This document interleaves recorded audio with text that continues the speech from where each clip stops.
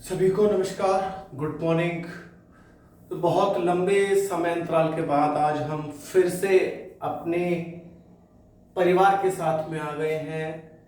Rajiv Singh education जो परिवार है एक, उसके साथ में आज हम फिर से आ गए हैं। कुछ समस्याओं की वजह से, कुछ कार्यों की वजह से हम बड़े अंतराल से, बहुत लंबे समय से राजीव सिंह एजुकेशन जो हमारा परिवार है उससे दूर थे। उसके लिए मैं माफ़ी चाहूँगा, लेकिन अब हम उस समय अंतराल को बहुत जल्दी से ख़त्म कर देंगे, क्योंकि आज के बाद कोई समय अंतराल होगा ही नहीं। ठीक है, तो उसके लिए मैं बहुत दिल से माफ़ी चाहूँगा आप सभी के साथ में कि मैं अपने परिवार के साथ में नहीं जुड़ सका। तो आज हम जो बात करने जा रहे हैं इस क्लास में, समय को ना खींचते हुए, बहुत लंबा ना खींचते हुए, सिर्फ मैं यही आज तो आपको बताऊंगा कि इस क्लास में जो स्टडी होगी वो आज हम स्टडी करेंगे कुछ यूपीएससी के बारे में, है ना। कुछ मतलब यूपीएससी के बारे में कुछ डिस्कशन करेंगे। और यूपीएससी के बारे में कुछ डिस्कस करने से पहले ये जरूरी है कि हम ये जान लें कि यूपीएससी होता क्या है और यूपीएससी का जो मटेरियल है, कि जो एग्जाम की डिमांड है उसके लिए कौन कौन से मटेरियल हमें चाहिए, कौन कौन सा, मतलब यूपीएससी कहता क्या है, राइट। तो उस चीज को हम आज यहाँ पे डिस्कस करेंगे। तो ध्यान रखना, जो ये एक ऐसा एग्जाम है जो भारत का शायद हर व्यक्ति, अगर मैं कहूँ भारत का अधिकतर व्यक्ति ये चाहता है कि वो यूपीएससी में होने वाले जो आईएएस का सिलेक्शन है, आईपीएस का सिलेक्शन है, आईएफएस ऐसी जॉब का जो सिलेक्शन है, जो एक मलाई है ना। मतलब कहें तो जॉब की जो मलाई है वो तो आईएएस है, आईपीएस है ना, ये है। बाकी सब तो जॉब है खाली, है ना। अब कुछ तो अंतर होता होगा ना। अब अगर देखिए आप, अगर मैं मतलब मैं किसी, मेरा उद्देश्य किसी भी एग्जाम को, किसी भी जॉब को छोटा या बड़ा कहना नहीं है। मैं इस बात को सिर्फ इसलिए कह रहा हूं कि एक एग्जाम बेस्ड जो पैटर्न है एग्जाम का, उसके बेस पे जो रेस्पॉन्सिबिलिटीज ऑफ जॉब है उसको लेके मैं ये कह रहा हूं। अगर मैं बात करूं कि एक सीएचएसएल मान लीजिए आपका हो गया, मल्टीटास्किंग स्टाफ हो गया, ऐसी बहुत सारी जॉब है ना। और एक तरफ हम ले लेते हैं यूपीएससी, है ना। यूपीएससी बोले तो union public service commission, union public service commission, है ना। अब अगर आप देखोगे तो ऐसी तमाम जॉब है हमारे पास में, है ना। फार्मासिस्ट है, अपना एक उसका अलग फील्ड है ना। मल्टीटास्किंग स्टाफ है, सीएचएसएल है, लोअर डिवीजन क्लर्क, ऐसे जो कितना है ना, कितनी जॉब है। लेकिन और सारी जॉब एक तरफ और यूपीएससी की जॉब एक तरफ, क्योंकि आप जानते हैं कि यूपीएससी में जो हमारे पास जो सिलेक्शन होके आते हैं वो ऐसे स्टूडेंट आते हैं जो भारत के प्रशासनिक पद पर बैठते हैं, भारत के प्रशासनिक पद के लिए तैनात होते हैं। उनको एक बोले तो ऐसा बना दिया जाता है, पढ़ पढ़ के, पढ़ाई करवा करवा के, इंटरव्यू लेके, डिस्क्रिप्टिव एग्जाम लिखवा के, कि जिससे जब वो सिलेक्शन होने के बाद, ट्रेनिंग होने के बाद एक प्रशासनिक पद पर अगर बैठेगा तो वो ऐसी कोई भी गलती की गुंजाइश ना हो उस समय कि जो भारत को या देश को या किसी राज्य को नुकसान पहुंचा सके, है ना। तो अब आप देखिए, एमटीएस का अगर सिलेबस देखें और यूपीएससी का सिलेबस देखें तो बहुत जमीन आसमान का फर्क है। लेकिन जॉब अपने आप में भी ये भी है, जॉब अपने आप में ये भी है ना। अगर कोई अगर एमटीएस में कोई सिलेक्ट हो जाता है तो फिर वो चाह रखता है कि मैं यूपीएससी का एग्जाम क्रैक कर दूं, आईएएस बन जाऊं, आईपीएस बन जाऊं, है ना। लेकिन जो व्यक्ति यूपीएससी बन जाता है उसके लिए फिर यूपीएससी कुछ नहीं होता, उसके लिए यूपीएससी घर की मुर्गी दाल बराबर। वो ये कहावत है कि मिल गई तो मिट्टी और ना मिली तो सोना, है ना। तो अपनी हर जॉब एक अलग अलग है, हर जॉब अच्छी है ना। बस एक अंतर है, तो कुछ चीजों का, कुछ क्राइटेरिया का, कुछ रेस्पॉन्सिबिलिटीज का अंतर है ना। तो आज के समय में अगर मैं बात करूं तो यूपीएससी एक ऐसी जॉब है जो भारत के हर व्यक्ति को, मतलब कैंडिडेट जो स्टूडेंट्स हैं वो चाहते हैं। 12वीं करके जो व्यक्ति आता है ज्यादातर उनके मन में ये होता है कि मैं यूपीएससी करूं, मैं यूपीएससी क्वालिफाई करूं। ना जाने कितने लोग कोचिंग सेंटरों पे जाते हैं, ना जाने कितने लाखों लोग ऑनलाइन कोचिंग लेते हैं, ना जाने कितने लाखों लोग दिल्ली, राजेंद्र नगर ऐसे कोचिंग संस्थानों में जाते हैं, है ना। तो ऐसा क्यों इतनी लोग, और कुछ लोग उसके बाद भी देखा जाता है कि 10-10 साल मेहनत करने के बाद भी कोई यूपीएससी को क्रैक नहीं कर पाता। किसी का प्रीलिम निकल जाता है तो किसी का मेंस नहीं निकलता, किसी का प्रीलिम्स भी मेंस भी निकल जाता है तो किसी का इंटरव्यू नहीं निकलता। कहीं ना कहीं आगे चूक हो जाती है। पता चलता है 50,000 लोगों ने फॉर्म भरा, उसमें से 2-3 लोग सेलेक्ट हुए, है ना। तो ऐसा क्या है इसमें, वही चीज हम डिस्कस करने वाले हैं। यूपीएससी क्या है? जॉब का बाप अगर मैं बोलूं कि जॉब का बाप जो है वो यूपीएससी। यूपीएससी है तो जॉब मस्त है ना। आराम से, मतलब एक बोलते हैं ना कि एक व्यक्ति आईएएस बन जाता है, ये आईपीएस बन जाता है, तो एक व्यक्ति आता है और उसका दरवाजा खोलता है। एक व्यक्ति, आओ सर बैठो, गाड़ी के लिए, मतलब गाड़ी का रास्ता, वो दरवाजा खोलता है ना। एक व्यक्ति आता है, गेट खोलता है ना। तो मतलब अलग ही रुतबा है इस जॉब का, रुतबे के लिए नहीं। तो आगे मतलब डिस्कस करेंगे कि ऐसा क्यों है ना, क्या चीजें हैं, है ना। तो मतलब क्या हम रुतबे के लिए इस जॉब को करें, है ना। रुतबे के लिए जॉब को करें तो सर ऐसे तो मंत्री बन जाए हम, हाँ ये प्रश्न भी तो आता है। अगर सर रुतबे के लिए हम अगर जॉब करें तो ऐसे तो हम मंत्री बन जाए, है ना। सांसद का कम रुतबा थोड़ी ना होता है, विधायक का कम रुतबा थोड़ी ना होता है। उसके पीछे भी एक गनमैन चलता है, आराम से इनोवा और सफारी जैसी गाड़ियों में चलता है। तो ऐसा क्यों, तो डिस्कस करेंगे इन चीजों को, है ना। तो ये सारी चीजें हैं यूपीएससी के बारे में, हम डिस्कस करेंगे इस क्लास में। तो कहीं भी, तो आज मैं भी बड़ा परेशान हूँ, बार बार मैं पसीनों को पहुंचूंगा क्योंकि आज लाइट बड़ी समस्या कर रही है, जिससे ना एसी चल रहा है और ना ही ठंडक का एहसास हमें हो रहा है। तो कोई नहीं, कहते हैं कि जब तक मेहनत नहीं करेंगे, जब तक मेहनत से पसीना नहीं निकलेगा, तो तब तक वो मेहनत रंग नहीं लाती है। ठीक है, तो हमारा भी पसीना बहेगा, आप लोग भी अपना पसीना बहाइए, है ना। और एक दिन निश्चय ही हम क्या करेंगे, एक जो हमारा मुकाम है यूपीएससी का, है ना, जो एक आईएएस बनने का, आईपीएस बनने का जो एक सपना है, उसको हम लोग पूरा करेंगे। बस शर्त है कि आप लोग अपने कदमों को डगमगाना मत।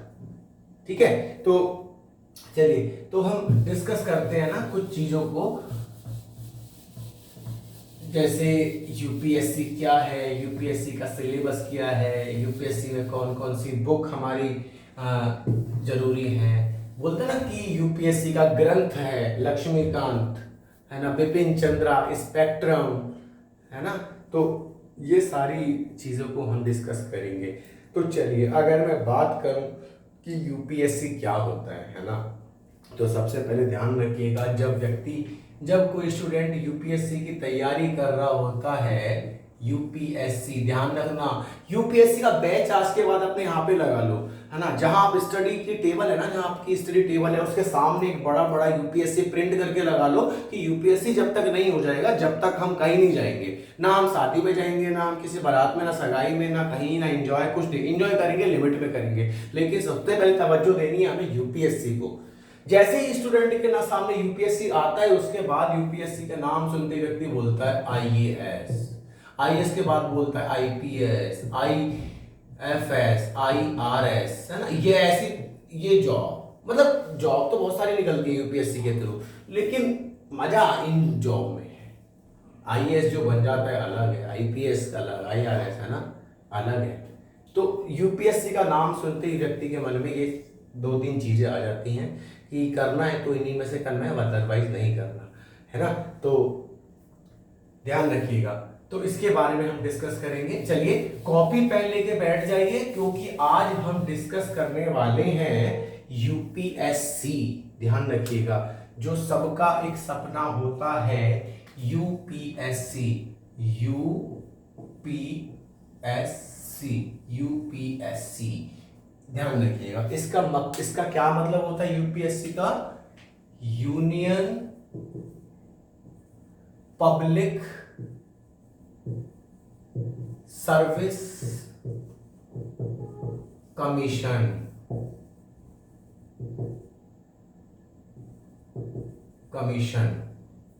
है ना। हिंदी में बात करें तो संघ लोक सेवा आयोग, संघ लोक सेवा आयोग। ठीक है, तो UPSC union public service commission, संघ लोक सेवा आयोग, ये आपको नाम ध्यान रखना है। ध्यान रखिएगा कि जब भी आप आज से जब आप स्टडी करना स्टार्ट करेंगे तो ये बात ध्यान रखनी है आपको, यूपीएससी बोले तो यूनियन पब्लिक सर्विस कमीशन, बोले तो संघ लोक सेवा आयोग। समझ में आया इतना आपको?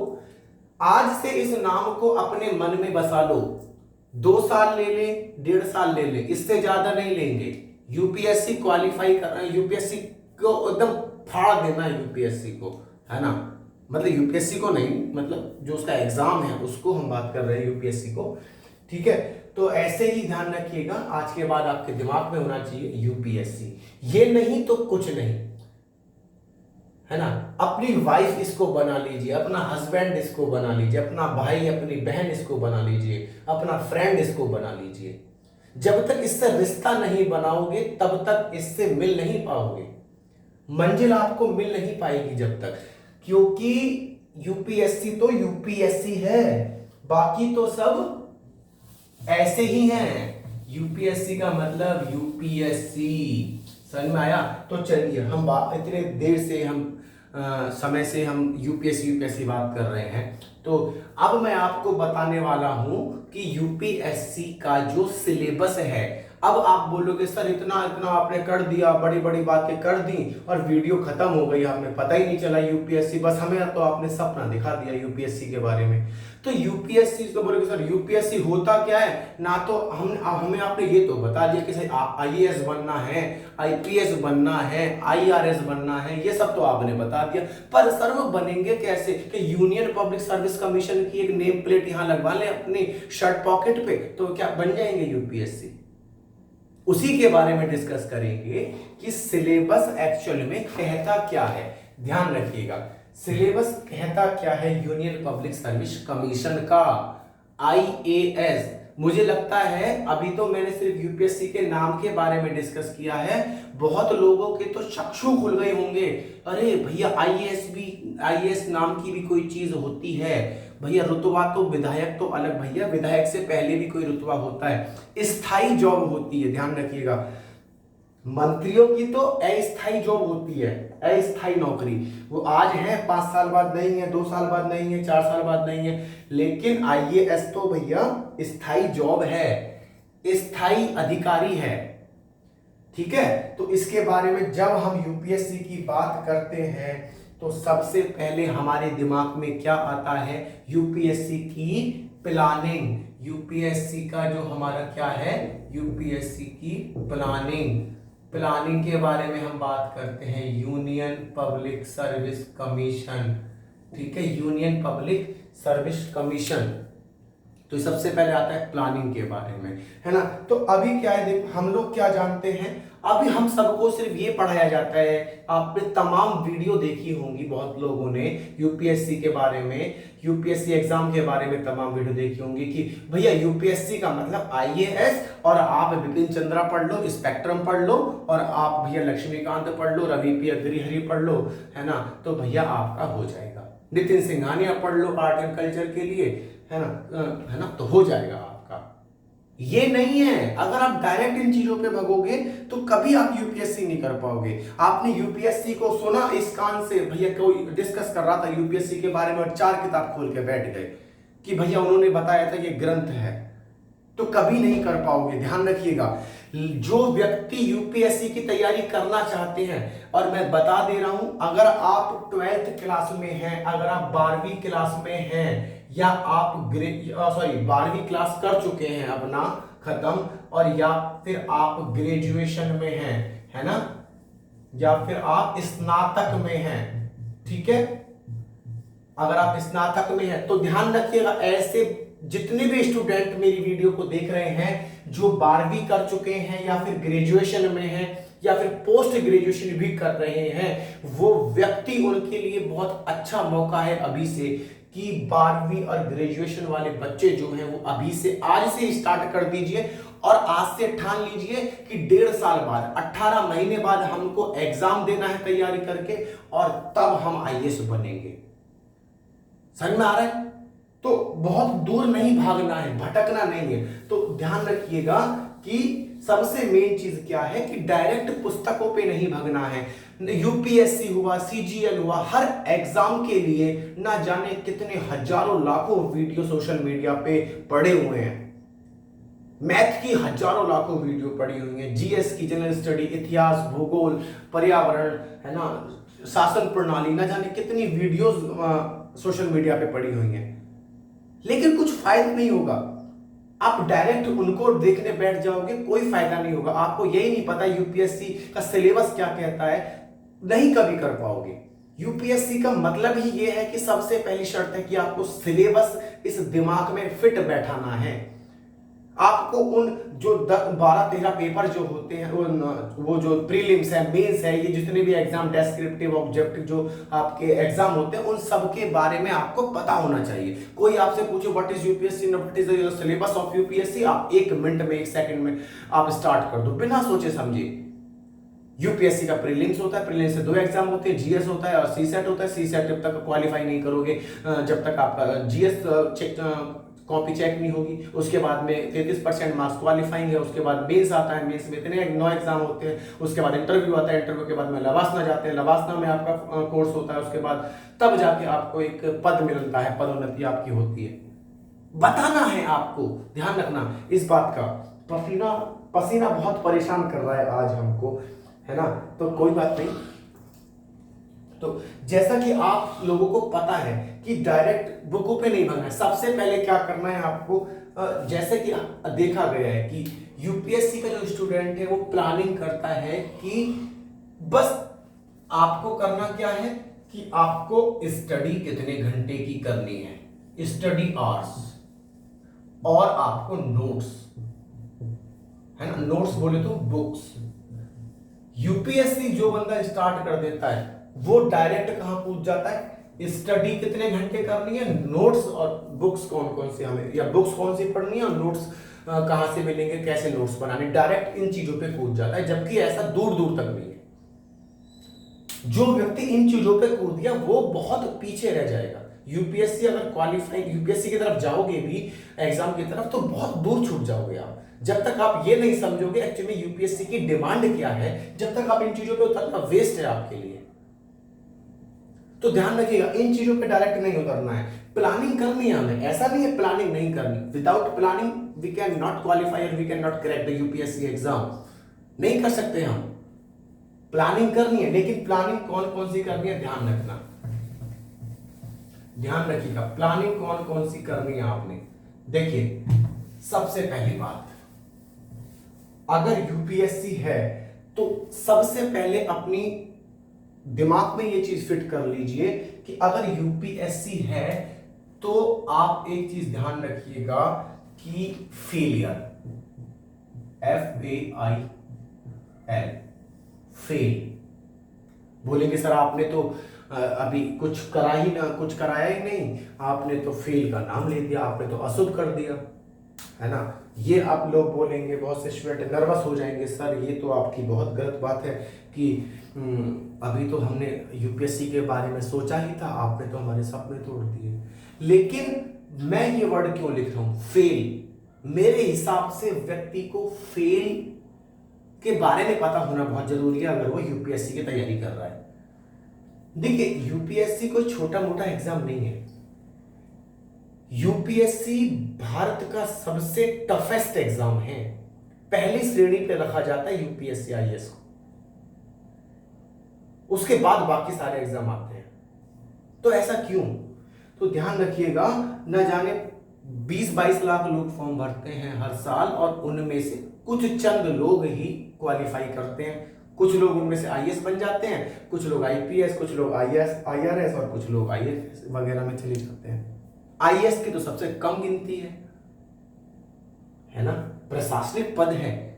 तो ध्यान रखिएगा, यूपीएससी का इतना सारा बोलेंगे, 11-12 एग्जाम होते हैं, 9 एग्जाम आपका मेंस में होता है, उसमें भी हम क्वालिफाइंग भी होते हैं, उसमें जीएस भी होता है, हमसे ऐसे भी पूछता है, हमसे नीति शास्त्र भी पूछता है, उससे पहले प्रीलिम्स की स्टेज पार करके आते हैं। सर सीसेट नहीं हुआ तो हमारा जीएस चेक नहीं होगा, ऐसा क्यों। यूपीएससी चाहता ये है कि देखो यूपीएससी के जरिए जो भी व्यक्ति सेलेक्ट होके आता है वो एक प्रशासनिक पद पे बैठता है, भारत का प्रशासन चलाना है उसने। तो जब कोई व्यक्ति भारत के उस गद्दी पे बैठेगा जहां से प्रशासन चलता है, तो सिंपल सा फंडा है कि उसको वो सारी चीजें पता होनी चाहिए जो भारत के अंदर हो रही है या जो भारत के अंदर चाहिए, जो एक प्रशासन चलाने के लिए चाहिए। अब मैं डायरेक्ट मैथ पढ़ के यूपीएससी तो क्वालिफाई नहीं कर सकता, मैं डायरेक्ट इतिहास पढ़ के तो यूपीएससी क्वालिफाई नहीं कर सकता, क्योंकि प्रशासनिक पद पे तो रह के हमें इतिहास भी देखना है, प्रशासनिक पद पे रह के हमें भौगोलिक चीजों को भी देखना है, पर्यावरण स्थिति को भी देखना है, हमें सामाजिक मुद्दे भी सुलझाने हैं, हमें अपना आपा भी नहीं खोना है, हमें इमोशनल भी नहीं होना है, हमें पॉलिसीज के बारे में भी जानकारी चाहिए। तो इसीलिए ये एग्जाम इतना टफ है, क्योंकि सारी चीजों का निचोड़ चाहिए। यहां पे यूपीएससी कोई छोटा मोटा एग्जाम इसीलिए नहीं है क्योंकि डिमांड सारी है, कुछ चीज छूटनी नहीं चाहिए। जो सिलेबस कह रहा है उसमें से एक पॉइंट भी, अगर एक टॉपिक भी आप छोड़ते हो तो आप बहुत बड़ा लॉस कर सकते हो अपने आप में, अपना एग्जाम में बहुत बड़ा लॉस कर सकते हो। पता नहीं कहां से उठा के क्वेश्चन डाल दे आपके एग्जाम में कि करिए लिखिए जी इस पे डेस्क्रिप्टिव 250 अंकों में, 250 शब्दों में लिखिए, पता नहीं है। तो ध्यान रखिएगा।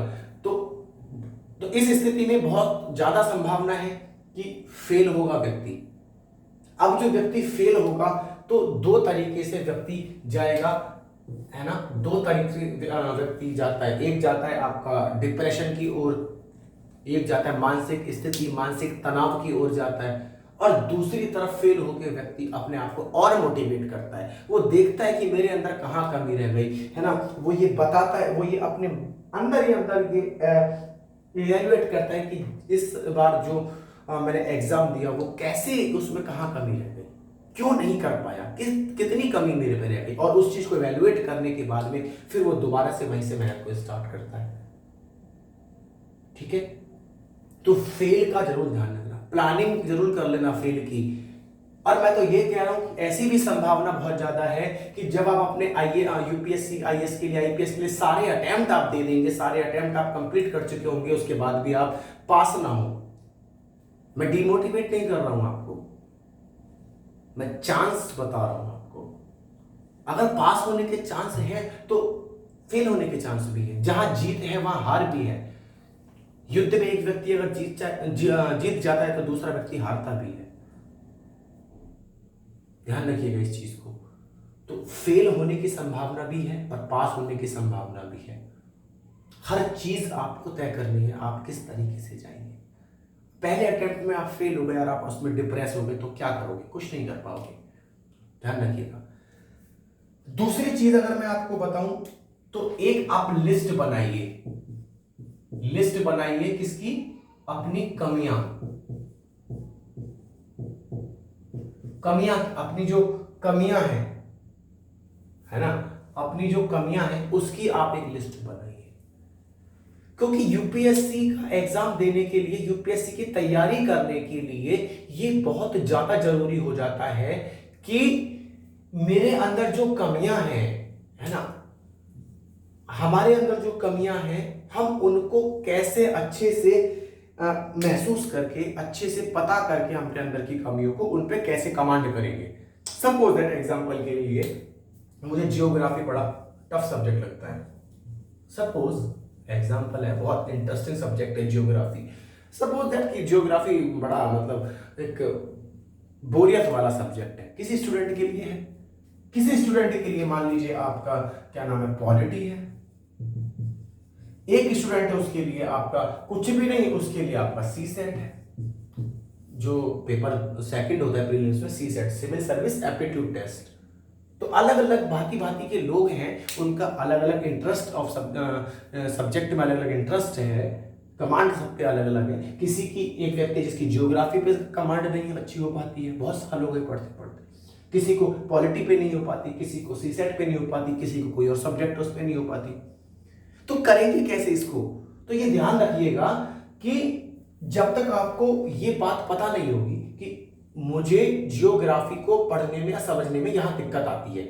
सपोज आपको पता है कि मेरा सब्जेक्ट जियोग्राफी है, जियोग्राफी में पढ़ तो लेता हूं लेकिन जियोग्राफी को पढ़ते वक्त मैं सब चीज समझ लूंगा, अच्छे से समझ लूंगा, भौगोलिक दृष्टि से सब कुछ मैं समझ लूंगा। लेकिन जहां भी मैप की बात आती है, इंडिया हो गया, चाहे आपका वर्ल्ड मैप हो गया, कोई सा भी मैप हो गया, स्टेट मैप हो गया, वहां जाके बड़ी दिक्कत होती है।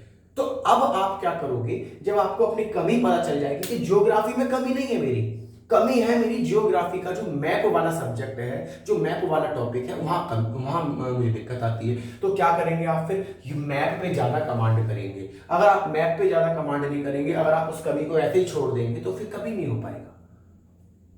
बहुत सारे प्रश्न मैप से पूछे जाते हैं, बहुत सारे प्रश्न तो ऐसे हैं ज्योग्राफी में कि जो आप प्रीलिम्स के बहुत सारे क्वेश्चंस को, आप मेंस के क्वेश्चंस को आप मैप के थ्रू आप सॉल्व कर सकते हैं। और ज्योग्राफी में तो मैप बनाना ही पड़ता है। मेंस आंसर राइटिंग जब होती है तो मैप आपको न जाने, अगर हर एक चीज पे आपको मतलब बहुत जगह मैप से आपको बताना पड़ता है एग्जामिनर को, है ना। सपोज दैट टॉपिक पॉलिटी है ना, बोलते कि पॉलिटी में सब समझ में आ जाता है, मुझे राष्ट्रपति भी समझ में आ जाता है ना, मुझे प्रधानमंत्री भी समझ में आ जाता है, मुझे राज्यपाल भी समझ में आ जाता है, लेकिन सब चीज समझ में आ जाती, मुझे संसद समझ में आ गई, मुझे सीटों का क्राइटेरिया पता चल गया, मुझे इलेक्शन कैसे होता है वो पता चल गया, है ना, मुझे सब कुछ पता चल गया, मुझे एकल प्रणाली जो होती है वो, उससे कैसे चुनाव होते हैं वो सब पता चल गया। लेकिन जब संविधान की बात आती है, जब अनुच्छेद की बात आती है, जब आर्टिकल्स की बात आती है, तो मैं डाउन हो जाता हूं। तो ये एक कमी हो गई, ये कमी नहीं है। भारत की शासन प्रणाली जब आप पढ़ोगे तो राज्यपाल, राष्ट्रपति, प्रधानमंत्री, ये आपकी कमी नहीं है, आप इसको इजीली क्रैक कर लोगे। आपकी कमी है जब आप राष्ट्रपति के बारे में पढ़ोगे, जब आप देखोगे कि अनुच्छेद कौन से भारत के संविधान के किस भाग के किस अनुच्छेद में राष्ट्रपति के पद का वर्णन है, तब आप दिक्कत में आओगे। जब आप देखोगे राज्यपाल, जब आप देखोगे उपराष्ट्रपति, जब आप देखोगे प्रधानमंत्री के क्या कार्य होते हैं, जब आप देखोगे अर्हताएं क्या होती हैं प्रधानमंत्री की, राष्ट्रपति की, किस अनुच्छेद में क्या नाम है, ये सारे वर्णन है, तब आपको दिक्कत आएगी। क्योंकि आपको अनुच्छेद से पहले की जो स्टडी है उस पर कहीं प्रॉब्लम नहीं है। आपको पता है जहां भी अनुच्छेद आ जाएगा वो मैं पढ़ तो लूंगा, लेकिन उसको माइंड में समझने वाला, याद रखने वाला, वहां पे दिक्कत आती है। तो फिर आपको क्या करना पड़ेगा, फिर आपको पॉलिटी आप जब पढ़ेंगे, जब आप भारत राज्य व्यवस्था पढ़ेंगे, तो आपको इन चीजों के साथ साथ में इन पे अगर आपका 20% कमांड है, तो फिर आपको इसकी जगह 80% कमांड देनी पड़ेगी, 100% कमांड देनी पड़ेगी। बोले तो आप इसको 1 घंटा दे रहे हैं, तो फिर आप इसको 2 घंटा देगा।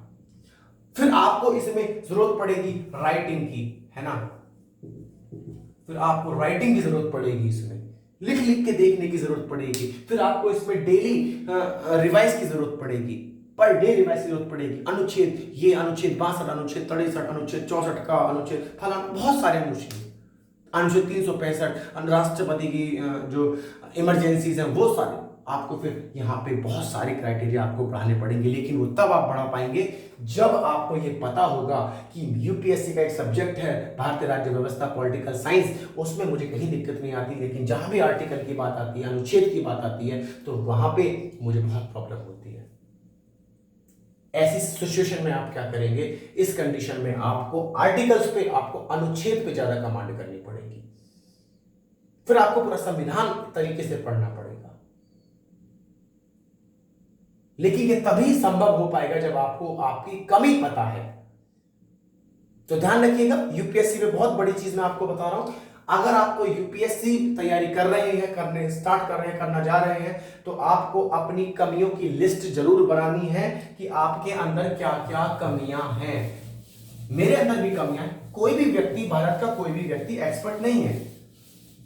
अगर कोई व्यक्ति अपने ज्ञान के कारण अगर अहंकार करे कि भाई नहीं मुझे ये सब आता है, आप पूछे कहां से, वो मूर्ख है, वो पागल व्यक्ति है। अहंकार कभी भी ज्ञान का करना नहीं चाहिए, और बोले तो अहंकार किसी चीज का करना ही नहीं चाहिए, है ना।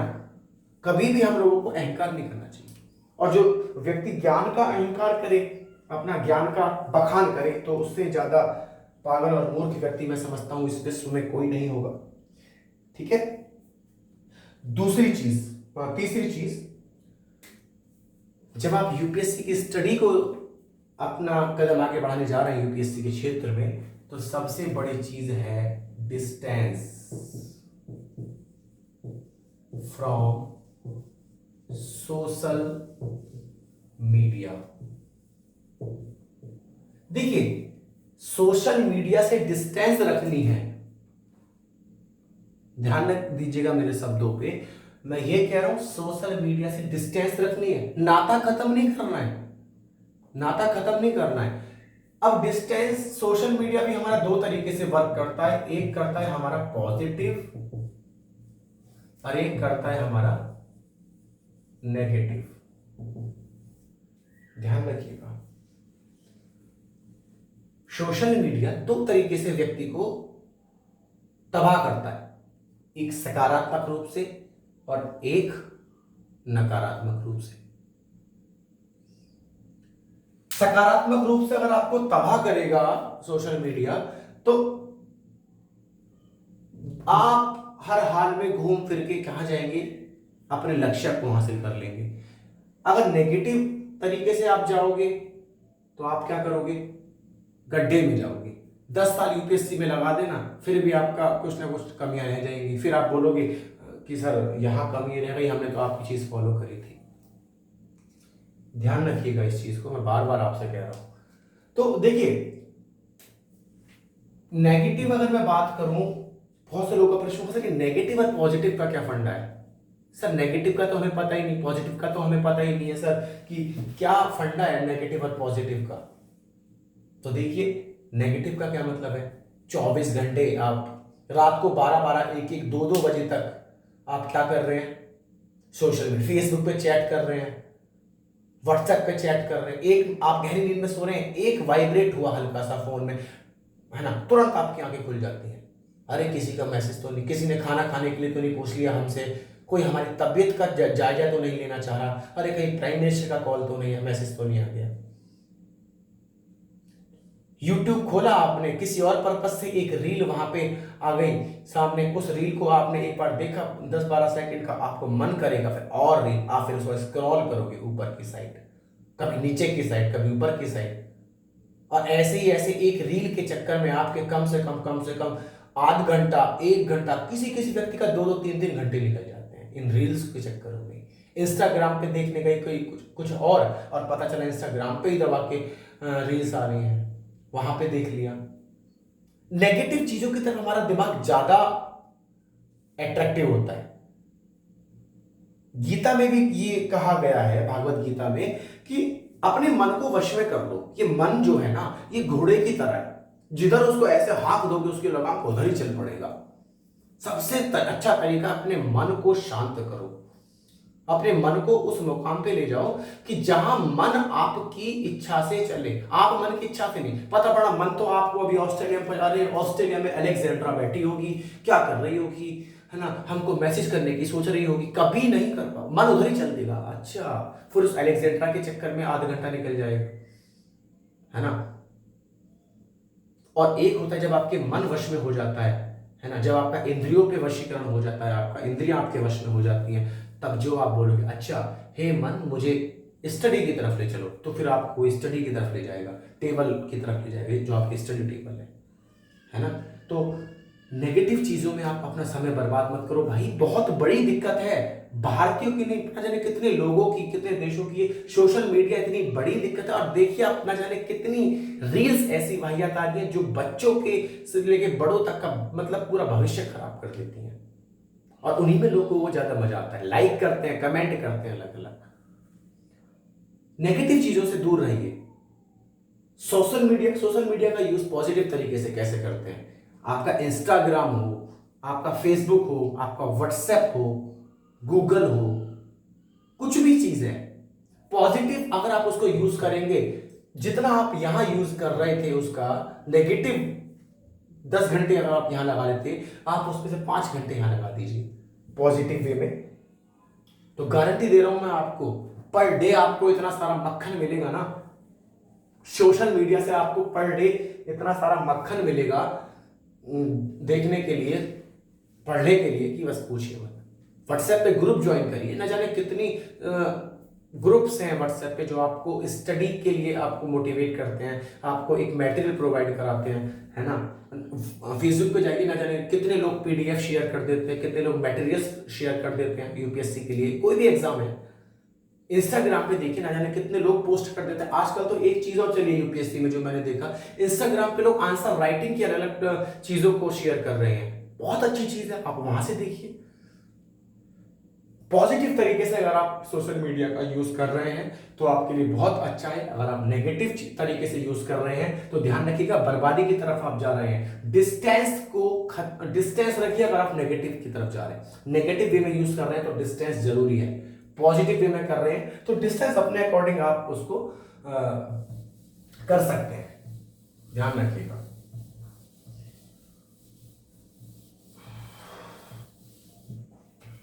फोर्थ वन आपका, एक चौथा अगर मैं बात करूं, एक फोर्थ प्लानिंग की अगर मैं बात करूं, है ना, तो यूपीएससी की तैयारी करने वाले व्यक्तियों के लिए सबसे मेन इंपॉर्टेंट चीज है, इन चीजों की जो मैंने बताई, इनके साथ साथ में डेली रूटीन, दैनिक रूटीन, दिनचर्या,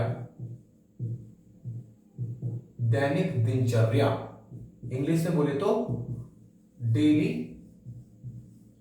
रूटीन, डेली रूटीन, दैनिक दिनचर्या। अगर कहीं ना कहीं इसका संबंध टाइम टेबल से ही है। अगर देखा जाए, दैनिक दिनचर्या का मतलब है टाइम टेबल से। बचपन में आप सब लोगों ने देखा होगा, बड़ा भूत चढ़ता था हमारे सिर पे, हमको सुबह 4 बजे उठना है, हमको 4 बजे उठ के ऐसे नहाना है, हम 5 बजे तक पूजा पाठ कर लेना है, नमाज पढ़ लेनी है ना। जो भी हमारा भगवान को या ईश्वर को, अल्लाह को उसका प्रार्थना का तरीका है वो कर लेना है। उसके बाद नाश्ता करना है, 15 मिनट, 6 बजे पढ़ने बैठ जाना है। बिल्कुल 2-4 दिन होता है फॉलो, उसके बाद नहीं होता। निद्रा देवी हमारे शरीर पे, हमारे दिमाग पे ऐसे सवार होती है कि बस पूछो मत, कंट्रोल नहीं रहता। फिर कंबल उड़ाड़ेगी मम्मी, फिर उसको ऊपर कर लेंगे, और जहां ऐसी सिचुएशन आई तो फिर दिक्कत है। लेकिन मैं ये भी नहीं कह रहा हूं आपसे कि डेली रूटीन में आप अपनी नींद को मारिए, नींद से कंप्रोमाइज करिए, ध्यान रखिएगा। ऐसा कोई कहीं भी सिद्धांत नहीं है मेरी नजरों में कि सुबह उठ के पढ़ने वाले लोग सफल होते हैं। मेरे अनुसार ऐसा कुछ भी नहीं है। तो अपनी दैनिक दिनचर्या जो है, जो आपका डेली रूटीन है, वो जैसे एग्जांपल के तौर पे मैं बात करूं, आपको भाई उठना कब है ना, आपको भाई आपको अगर 10 बजे उठना है तो आप वहां पे टाइम टेबल में 10 बजे ही मेंशन करिए, कोई दिक्कत नहीं है, ठीक है। अगर आपकी दैनिक दिनचर्या 6 बजे उठने की, आप 6 बजे उठिए, कोई प्रॉब्लम नहीं। अगर आपकी दैनिक दिनचर्या रात को 2 बजे तक पढ़ने की है, 2 बजे तक पढ़िए, कोई प्रॉब्लम नहीं। लेकिन आपका उसमें एक टाइम टेबल जरूर होना चाहिए कि आपको कितने बजे से लेके कितने बजे तक, कितने घंटे आपको किस सब्जेक्ट के लिए देने हैं। अगर आपका मैथ कमजोर है तो आप मैथ के लिए ज्यादा दीजिए। अगर आप जीएस इतिहास में अगर आप कमजोर है तो जीएस इतिहास को आधे घंटा फालतू दीजिए, 1 घंटा फालतू दीजिए, कोई दिक्कत नहीं है। दैनिक दिनचर्या आप अपने कंफर्टेबल के हिसाब से सेट कर सकते हैं, ध्यान रखिएगा इस चीज को।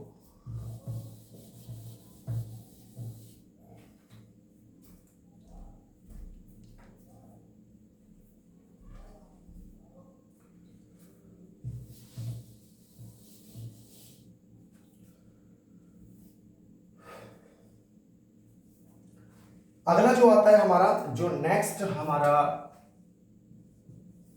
5वीं प्लानिंग है हमारी, फॉलो, है ना, फॉलो करना, फॉलो करना, फॉलो करना, ध्यान रखिएगा। फॉलो करना क्या है जी? फॉलो करना सर, क्या फॉलो करें? बहुत से लोग कहेंगे सर यूट्यूब पे कैटरीना कैफ आ रही है सर, उसको फॉलो कर लें। सर यूट्यूब पे एक दिशा पटनी का चैनल है, उसको फॉलो कर लें। बहुत से लोग बोलेंगे सर फेसबुक पे तो क्या नाम है, अलेक्जेंड्रा आई हुई है सर, उसको उसको रिक्वेस्ट भेज दें क्या? बहुत से लोग बोलेंगे सर इंस्टाग्राम पे फॉलो कर ले क्या, सर सनी देओल की वो आ रही है तो सनी देओल ने चैनल बनाया उसको फॉलो करना है। ऐसे नहीं है। फॉलो का मतलब है कि जो मैंने अभी ये सारी चीजें बताई हैं आपको, 4-5 चीज भाई, डेली प्लानिंग है, फेलियर आपको समझना है, आपको डेली रूटीन फॉलो करना है, आपको अपनी कमियों की लिस्ट बनानी है, उन पर अमल करना है, वो सारी चीजों को आप स्ट्रिक्टली फॉलो करेंगे, कोई कंप्रोमाइज नहीं करेंगे। ध्यान रखिएगा, जब आप इन सारी चीजों को नोट करके टाइम टेबल बना लेंगे तो ध्यान रखिएगा, टाइम टेबल बनाने के बाद में फिर आप लोग उस टाइम टेबल में जो चीजें लिखी हैं, जो दैनिक दिनचर्या आपकी लिखी है, उसके साथ में कोई भी कंप्रोमाइज नहीं करेंगे। चाहे आपका वो हो जाए कितना, 2 साल तक, चाहे आपका 1.5 साल में यूपीएससी, जब तक आप उस लक्ष्य को नहीं पा लेते, जब तक आप अपना मिशन, ध्यान रखिएगा बहुत इंपॉर्टेंट वर्ड मैं बता रहा हूं, मिशन। आजकल बहुत सारे स्टूडेंट ऐसे लिख लेते हैं, अपने टेबल के सामने चिपका लेते हैं, मिशन यूपीएससी ऐसे, और यहां नीचे लिख देते हैं 2024 2025 या जो भी एक्सरसाइज है, ऐसे लिख देते हैं। ऐसे कभी नहीं करना। ऐसे कब होगा, जब आप अपने इस टाइम टेबल के अकॉर्डिंग चलेंगे। हर एक चीज का टाइम टेबल होता है, देखा है आप, डेली रूटीन टाइम टेबल होता है ना, खाना खाने का एक टाइम होता है हमारा, इमरजेंसी कंडीशन का छोड़ के, इमरजेंसी कंडीशन को छोड़ के टाइम टेबल होता है ना हमारा, कि हमने कभी कभी कि भाई सुबह उठना है 5 बजे, अगर आपने टाइम टेबल में मेंशन करा है तो मेंशन करा है। ध्यान रखिएगा, अगर आप टाइम टेबल में 5 बजे मेंशन कर रहे हैं, उठ आप 9 बजे रहे हैं, तो फिर जो आपका 4 घंटे का समय अंतराल है, फिर वो आपके हाथों से गया। फिर क्योंकि अगर आप एक सब्जेक्ट को उस अंतराल के लिए निकालेंगे, फिर आपके आगे के सब्जेक्ट आगे बढ़ जाएंगे, फिर आप रात को 3 बजे तक पढ़ेंगे, 1 बजे जहां पढ़ने वाले थे आप, फिर आप 3 बजे की जगह 3 बजे खत्म करेंगे पढ़ाई को, फिर आप 9 बजे उठेंगे, फिर डेली दिनचर्या आपकी डगमगा जाएगी, बेकार हो जाएगी। जो आपने इतनी शिद्दत के साथ बनाया था, खत्म है वो। तो ध्यान रखिएगा, ऐसे आपको करना है, ठीक है। तो टाइम टेबल जो है, जो भी आपकी चीजें हैं, उन चीजों को आपको स्ट्रिक्टली फॉलो करना है। और आप ध्यान रखिएगा, इन सब चीजों के साथ साथ में एक चीज बहुत ज्यादा जरूरी है, जो कि एक सिविल सर्वेंट को पता होनी चाहिए, वो है आपकी हेल्थ। इन सब चीजों के साथ साथ में आपको अपनी हेल्थ के ऊपर भी कमांड करनी है। ध्यान रखना, हेल्थ के ऊपर कमांड करनी है। ऐसा नहीं है आपने 15-16 घंटे का टाइम टेबल बना लिया और आपने अपनी हेल्थ पे ध्यान दे ही नहीं रहे हैं। तो हेल्थ पे आप कब ध्यान देंगे, हेल्थ पे आप तब ध्यान देंगे जब आपको ये पता होगा कि हेल्थ एक ऐसा सिस्टम है, या एक हेल्थ एक ऐसा प्रोसेस है, हेल्थ एक ऐसी नीड है, जब तक ये ठीक नहीं रहेगी तब तक हम कुछ भी नहीं कर सकते हैं। हेल्थ इज इंपॉर्टेंट, ध्यान रखिएगा, हेल्थ इज इंपॉर्टेंट, महत्वपूर्ण है। मतलब यूपीएससी की स्टडी के दौरान आपको यह सब पता होना चाहिए कि एक हेल्थ को मेंटेन रखने के लिए क्या क्या चीजों की जरूरत पड़ेगी। हमें ब्रेकफास्ट में क्या लेना है, हमें नाश्ता, हमें उसमें लंच में क्या लेना है, हमें डिनर में क्या लेना है, हमें शाम के टाइम क्या लेना है, हमें फ्रूट्स कौन कौन से। ऐसा तो नहीं हमने ठंडी चीजें ज्यादा सेवन कर ली, उससे हमें क्या हुआ, जुकाम हो गया, जुकाम के बाद पता पड़ा सिर दर्द हो गया, वो 3 दिन की स्टडी खत्म। पता चला डेली संडे को स्विमिंग पूल जा रहे हैं, सर ने बोला था कि भाई आप एंजॉय के लिए भी टाइम निकाल, डेली पता चला 3-4 दिन स्विमिंग पूल चले गए, ठंडे पानी में 2-2 बार स्विमिंग करी, पता चला बीमार पड़ गए, बुखार हो गया, वायरल हो गया, वो 10 दिन आपके ऐसे ही निकल गए। डॉक्टर ने बोला किताब को हाथ नहीं लगाना है जब तक बुखार ठीक नहीं होगा, फिर डॉक्टर की बातों को मानेंगे। ऐसा नहीं करना है, हेल्थ पे जरूर ध्यान रखना है। पानी कितना पीना, पानी पीते रहना चाहिए, है ना। खाना थोड़े थोड़े हर 2-3 घंटे पे आपको कुछ ना कुछ चाहिए। पावर नैप जरूर लेना सीखिए, ध्यान रखिएगा। एक होता है सब पावर नैप, है ना, कि कोई भी अगर आप स्टडी कर रहे हैं, मैं यूपीएससी की बात नहीं कर रहा हूं अभी, इस पावर नैप शब्द जो मैं बता रहा हूं यूपीएससी की बात नहीं कर रहा हूं, मैं बात कर रहा हूं पावर नैप की। मतलब कोई भी एग्जाम है, यूपीएससी है, सीजीएल है, सीएचएसएल है, एमटीएस है, ड्रग इंस्पेक्टर है, फार्मासिस्ट है, आरआरबी है, पीओ है, क्लर्क है, कोई भी एग्जाम है, स्टडी सब में होती है, किसी में ज्यादा होती है, किसी में कम होती है, लेकिन पावर नैप जरूर ले लीजिए। मतलब पावर नैप 2-4 मिनट आप अपना रेस्ट के लिए, आपको मेरी आदत है एक, कि मैं हर आधे घंटे के बाद मुझे कुर्सी से उठना होता है। मैंने आधे घंटा पढ़ाई करी, कुर्सी से उठा। लेकिन ध्यान रखिएगा, ऐसा भी नहीं है कि उस आधे घंटे में मैं इसे सोच रहा हूं अरे कब आधा घंटा पूरा होगा, मुझे कुर्सी से उठना है, पसीने आ रहे हैं नीचे। ऐसा नहीं होना है। उस 30 मिनट के अंतराल में आपको कड़ी मेहनत करके कंसंट्रेट करके पढ़ना है। 30 मिनट पूरे हो जाए आपको वहीं छोड़ दीजिए। 2-3 मिनट का आप कुछ भी छोटा मोटा गेम खेल लीजिए अपने फोन में, कुछ वातावरण की शुद्ध हवा ले लीजिए, है ना, घूम फिर लीजिए, थोड़ा सा 10-15 कदम वॉक कर लीजिए, 2-4 बातें कर लीजिए किसी से। इसे पावर, नींद ले लीजिए, कुछ भी नहीं, मतलब थोड़ा सा आपको माइंड को, आपकी बॉडी को रिलैक्स फील हो जाए। कंटिन्यू 5-5-6 घंटे बैठोगे तो बेकार है वो। कंटिन्यू 5-5-6 घंटे बैठेंगे, अभी नहीं, जब आंसर राइटिंग की बात होगी तब हम इस केस में बात करेंगे। 3 घंटे बैठ के कैसे हाथ चलाना होता है हमें, 250 नंबर का पेपर कैसे 3 घंटे में खत्म करना होता है बिना एक क्वेश्चन को छोड़े, वो डिस्कस करेंगे, है ना। तो पावर नैप भी बहुत जरूरी है, ध्यान रखिएगा। और एक बहुत बड़ा एक मिथ हमारे भारत में फैला हुआ है कि यूपीएससी वही लोग करते हैं जिनको इंग्लिश अच्छे से आती है। 2 सब्जेक्ट हैं, एक है हमारा इंग्लिश, एक है हमारा इंग्लिश और एक है हमारा हिंदी, है ना। आप सब लोगों ने देखा होगा इंग्लिश को प्रायोरिटी ज्यादा दी जाती है और इसको कम दी जाती है। ऐसा क्यों? क्या हिंदी मीडियम वाले आईएएस नहीं बने? उठा के देखो, इतिहास उठा के देखो, यूपीएससी का इतिहास उठा के देखो, न जाने कितने लोग इन्होंने हिंदी में टॉप किया है, न जाने कितने लोगों ने हिंदी से आईएएस बने, हिंदी कितने लोग। इसी बार देखिए 54 के आसपास मुझे लगता है शायद एक ही कोचिंग संस्थान से आईएएस के लिए सेलेक्ट हुए, जो यूपीएससी में सेलेक्ट हुए। तो ऐसा कुछ नहीं है कि इंग्लिश जिसको आती है वही आईएएस बनेगा। आपको प्रशासन चलाना है, आपको ब्रिटिशों के साथ में आपको वहां संघर्ष नहीं करना है। आपको सिर्फ ये पता होना चाहिए इंग्लिश अगर आपको कहीं जरूरत पड़ जाए तो आप कैसे उसको हैंडल करोगे। और ये भारत ऐसा नहीं है कि आपका गाजियाबाद और दिल्ली में आपका कोई अलेक्जेंडर आके बैठ जाएगी डेली आपके पास में प्रशासनिक पद की चेयर के सामने। आपको ऐसा इंग्लिश में नहीं करना है, वो तरीका अलग है, सब चीज आपको सिखाई जाती है। लेकिन ये भ्रम है कि इंग्लिश मीडियम वाले ही सिर्फ आईएएस को क्वालिफाई कर सकते हैं, यूपीएससी को क्वालिफाई कर सकते हैं, आईएएस बन सकते हैं, आईपीएस बन सकते हैं। हिंदी मीडियम वाले पक्का है। बस थोड़ा सा कहां पे दिक्कतें आती हैं, जो इंग्लिश मीडियम वाले स्टूडेंट हैं, जो इंग्लिश माध्यम से तैयारी कर रहे होते हैं उनको, और जो हिंदी मीडियम वाले तैयारी कर रहे हैं उनमें से डिफरेंस इतना है कि अवेलेबिलिटी ऑफ मटेरियल, जितना मटेरियल इंग्लिश में अवेलेबल है हर जगह, चाहे वो ऑफलाइन मोड में हो, चाहे सोशल मीडिया पे हो, चाहे किसी यूट्यूब पे हो, किसी में भी हो, इतना मटेरियल आपका हिंदी मीडियम में अवेलेबल नहीं है। इंग्लिश में देखो तो बहुत सारी चीजें हैं, हिंदी में देखो तो आपका लिमिटेड चीजें हैं। हिंदी में कुछ शब्द जो भी शब्द हैं उनके एक लिमिटेड मीन्स निकलते हैं। इंग्लिश में आप एक ही शब्दों के क्या नाम है 10 मीनिंग है आपके, कुछ भी लिख दीजिए सबका अर्थ वही निकलेगा, है ना, अलग अलग है सबका। तो मतलब क्या है कि मटेरियल जो है आपका, गर्मी बहुत ज्यादा है आज, लाइट ना आने की वजह से बड़ी दिक्कतों का सामना करना पड़ रहा है। चलिए कोई बात नहीं, जब तक पसीना नहीं निकलेगा, जब तक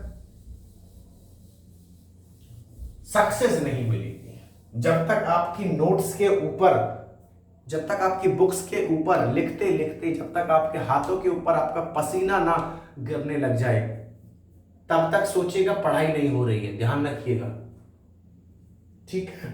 चलिए अभी हमने डिस्कस कर लिया यूपीएससी के बारे में, यूपीएससी का जो प्लानिंग है उसके बारे में।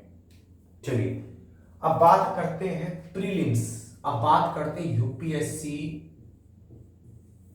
एग्जाम, जिसका सबको बेसब्री से इंतजार होता है। कितने लाखों लोग हर साल एक सपना लेकर यूपीएससी का फॉर्म भरते हैं, कितने लाखों लोग सपना लेकर यूपीएससी भवन में जाते, उसमें इंटरव्यू में जाते हैं, वहाँ से सेलेक्ट नहीं हो पाते, कुछ सेलेक्ट हो जाते हैं, कुछ को खुशी होती है, कुछ नाराज होते हैं, कुछ के तो सपने ही टूट जाते हैं जिनका आखिरी अटेम्प्ट होता है ना। तो जर्नी है, हार जीत लगा रहता है, लेकिन कुछ भी नहीं। अगर मान लीजिए चलिए हम एक संभावना रखते हैं कि जितने हम स्टडी कर रहे हैं उसका हमें रिजल्ट नहीं मिलेगा, हम पास नहीं होंगे। अभी मैंने बताया ना, फेलियर हमें पता होना चाहिए, डरना नहीं है उससे। मान लेते हैं पास नहीं होंगे तो क्या होगा, इससे ज्यादा तो कुछ नहीं। लेकिन ध्यान रखिएगा, जो एक साधारण व्यक्ति और एक वो व्यक्ति जो यूपीएससी की तैयारी कर रहा है, दोनों व्यक्तियों में जमीन आसमान का फर्क होगा। उसको वो सारी चीजों का अनुभव होगा जो उसको नहीं है, जो उसको 5% भी नहीं होगा, है ना। अनुभव तो होगा ना हमें, अनुभव बहुत बड़ी चीज है अपने आप में। तो डरना नहीं है, पॉजिटिवनेस लेके चलनी है, हम आईएएस करेंगे। चलिए शुभारंभ करते हैं यूपीएससी एग्जाम के बारे में। मैं आपको बता दूं कि यूपीएससी में जो व्यक्ति सेलेक्ट होते हैं वो 3 स्टेज को पार करके होते हैं। पहला है आपका प्रीलिम, ठीक है, एक होता है आपका मेंस और एक होता है आपका इंटरव्यू। देखिए बड़ा अजीब सा लगता है ना कि कैसे, मतलब हम कैसे करें इस चीज को। भाई प्रीलिम्स, मेंस, इंटरव्यू बोले सर बस ये 3 स्टेप, ये तो सीजीएल में भी होता है, ये तो बैंक में भी होता है ना। कि सर प्रीलिम तो हमारा बैंक में भी होता है, प्रीलिम हमारा सीजीएल में भी होता है, सीएचएसएल में भी होता है, मेंस भी तो हमारा सीजीएल में भी होता है, और बाकी पीओ में भी होता है, सब में होता है ना। सर इंटरव्यू तो हमारा पीओ में, बैंक में भी होता है, और जितनी भी जॉब उनमें भी होता है मैक्सिमम। लेकिन इसमें क्या खास बात है, इसमें खास बात है प्रीलिम्स के 2 पेपर, ठीक है, प्रीलिम्स के 2 पेपर हैं आपके। मेंस में फिर बहुत सारे पेपर हैं आपके, 7-8 पेपर होते हैं आपके, 8 पेपर होते हैं, है ना। 9 पेपर होते हैं आपके, है ना। 2 3 4 5 6 7 8 2 4 6 8 9 पेपर होते हैं। इंटरव्यू आपका होता ही है ना। ये सारी स्टेज को फिर उसके बाद में लोग जाते हैं लवासना, LBSNAA, लवासना। सबके सपनों की मंजिल है लवासना, ध्यान रखिएगा। पानी पी लेते हैं 1 मिनट, आप इसको लिख उतार लीजिए कितने स्टेजों में यूपीएससी एग्जाम होता है, इतने हम पानी पी लेते हैं।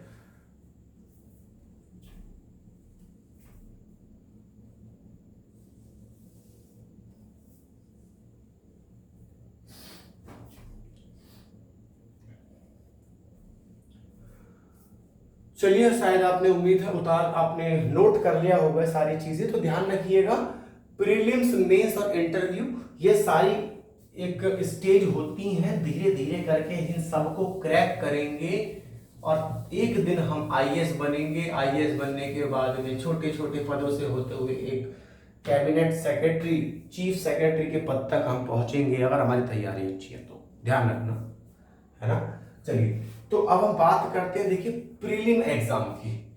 प्रीलिम एग्जाम में हमारे प्रीलिम,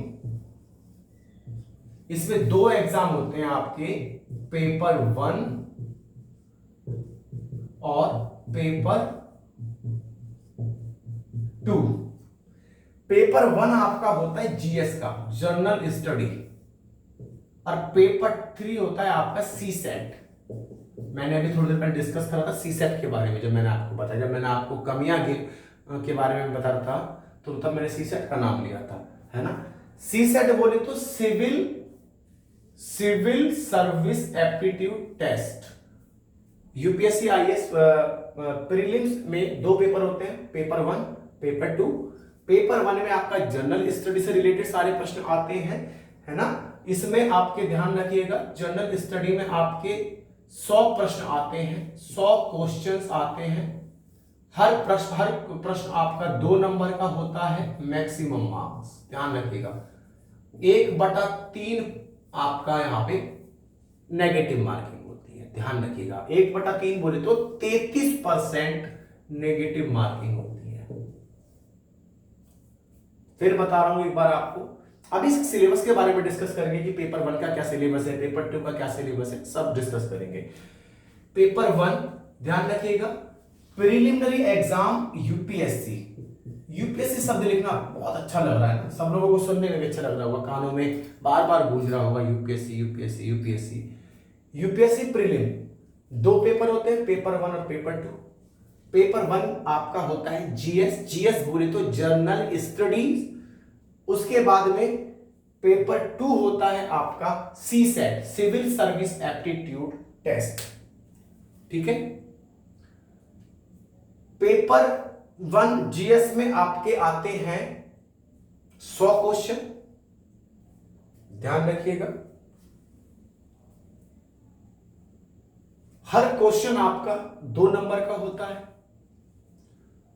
क्वेश्चन गलत करने पर आपको 1/3 या फिर 33% की नेगेटिव मार्किंग भी होती है। ठीक है, और ऐसे ही आपका सिविल सर्विस एप्टीट्यूड टेस्ट है आपका, जो कि आपका होता है, वो भी आपका उसमें आपके 80 क्वेश्चंस होते हैं। 80 क्वेश्चंस, ध्यान रखिएगा, 80 क्वेश्चंस। वही सेम आपका 2 नंबर का, सॉरी 2.5 मार्क्स का एक क्वेश्चन होता है। ये थोड़ा ध्यान रखिएगा, ये थोड़ा 2 वर्ड आपको थोड़ा सा 2 कॉन्सेप्ट ध्यान रखिएगा। एक जीएस में आपका 100 क्वेश्चन आते हैं, प्रत्येक क्वेश्चन 2 नंबर का होता है। पेपर 2 में आपका 80 क्वेश्चन आते हैं और हर प्रत्येक प्रश्न आपका 2.5 नंबर का होता है, और इसके लिए भी आपकी नेगेटिव मार्किंग 1/3 या फिर 33%। ठीक है, 33% आपकी नेगेटिव मार्किंग होती है। थोड़ा सा इसको नोट कर लीजिए, मैं हट जाता हूं जिससे कि आप स्क्रीनशॉट या नोट कर लें।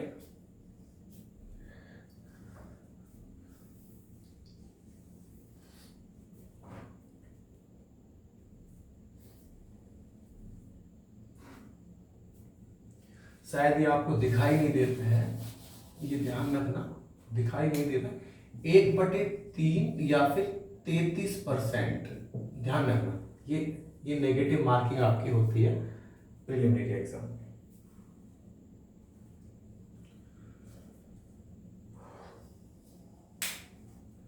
मैं रफ कर देता हूं इसको।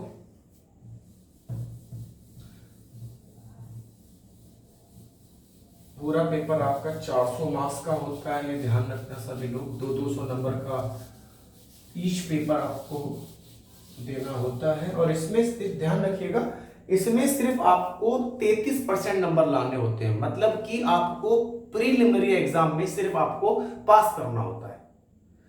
प्रीलिमिनरी एग्जाम जो है आपका, उसके जो नंबर हैं, जितने भी आप मार्क्स लेके आए हैं, है ना, जैसे सपोज कोई व्यक्ति 33% से कम नंबर लेके आता है तो वो तो फेल हो जाता है, वो तो उस श्रेणी से, मेंस की श्रेणी से हट जाता है। लेकिन जो व्यक्ति 33% से ऊपर नंबर लाता है या 33% नंबर लाता है, वो पास हो जाता है, वो क्रैक कर लेता है, फिर वो मेंस की तैयारी करता है।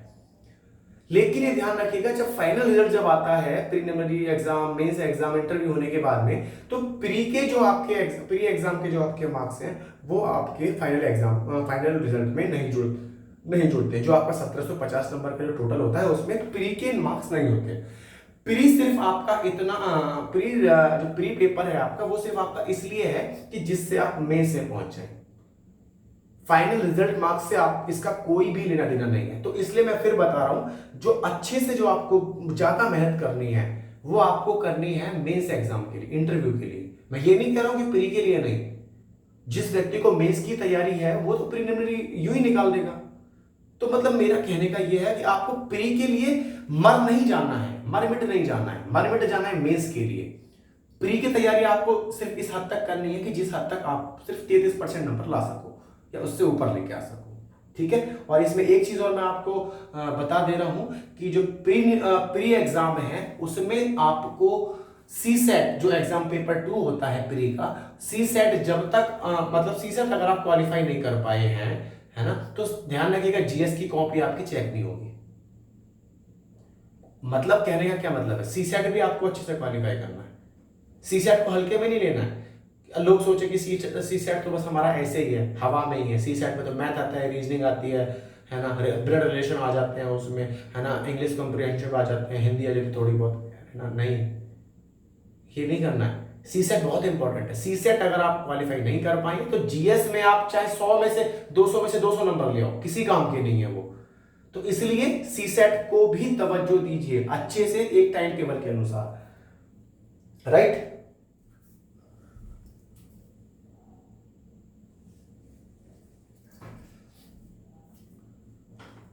तो अब इसके सिलेबस की बात कर लेते हैं कि सिलेबस में क्या क्या है। और ऑब्जेक्टिव टाइप क्वेश्चंस आते हैं, कोई बहुत बड़ा नहीं आता, लेकिन ऑब्जेक्टिव टाइप्स में भी सर घूम जाता है पूरी तरीके से।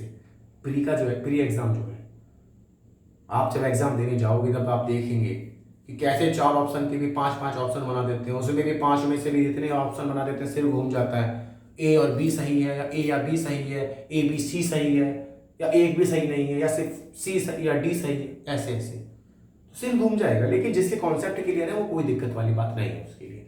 चलिए अब बात करते हैं कि जो प्रीलिमिनरी एग्जाम है उसका क्या सिलेबस है। तो ध्यान रखिएगा कि जो हमारा एग्जाम है वो उसमें क्या क्या है। सबसे पहला राष्ट्रीय मतलब नेशनल एंड इंटरनेशनल, राष्ट्रीय और इंटरनेशनल मतलब सॉरी राष्ट्रीय और अंतरराष्ट्रीय रिलेशनशिप, ठीक है। मतलब कि रिलेशनशिप बोल सकते हैं, या फिर ये बोल सकते हैं कि जो हमारा राष्ट्र है और अंतरराष्ट्रीय, इन दोनों के बीच में जो संबंध है, या कह सकते हैं घटनाएं। कौन सी घटनाएं? वर्तमान घटनाएं। कौन कौन सी घटनाएं घट रही हैं ये ध्यान रखिएगा। अभी हम जब क्लासेस को स्टार्ट करेंगे और 1 बाय 1 स्टडी करेंगे तो उसमें सब चीजें आएंगी, करंट अफेयर्स भी आएगा, सारी चीजें आएंगी, है ना। तो ध्यान रखिएगा जो जीएस का सिलेबस है उसमें एक टॉपिक है नेशनल एंड इंटरनेशनल, सॉरी गलत लिख गया,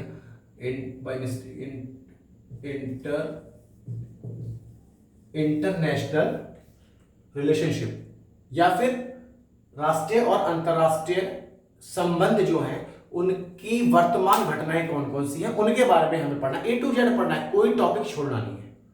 उसके लिए कौन कौन सी बुक्स हैं मैं सारी बताऊंगा, किस सब्जेक्ट के लिए किस टॉपिक के लिए कौन सी बुक्स है। कुछ तो ऐसे सिलेबस है कि जहां पूरे सब्जेक्ट के लिए एक ही बुक काफी है, कुछ ऐसे भी हैं कि जहां कुछ टॉपिक्स के लिए अलग बुक रेफर करनी पड़े, सारी चीजें बताएंगे, ठीक है। एक दूसरा टॉपिक हमारा आता है भारत इतिहास। भारत इतिहास, भारत इतिहास एवं राष्ट्रीय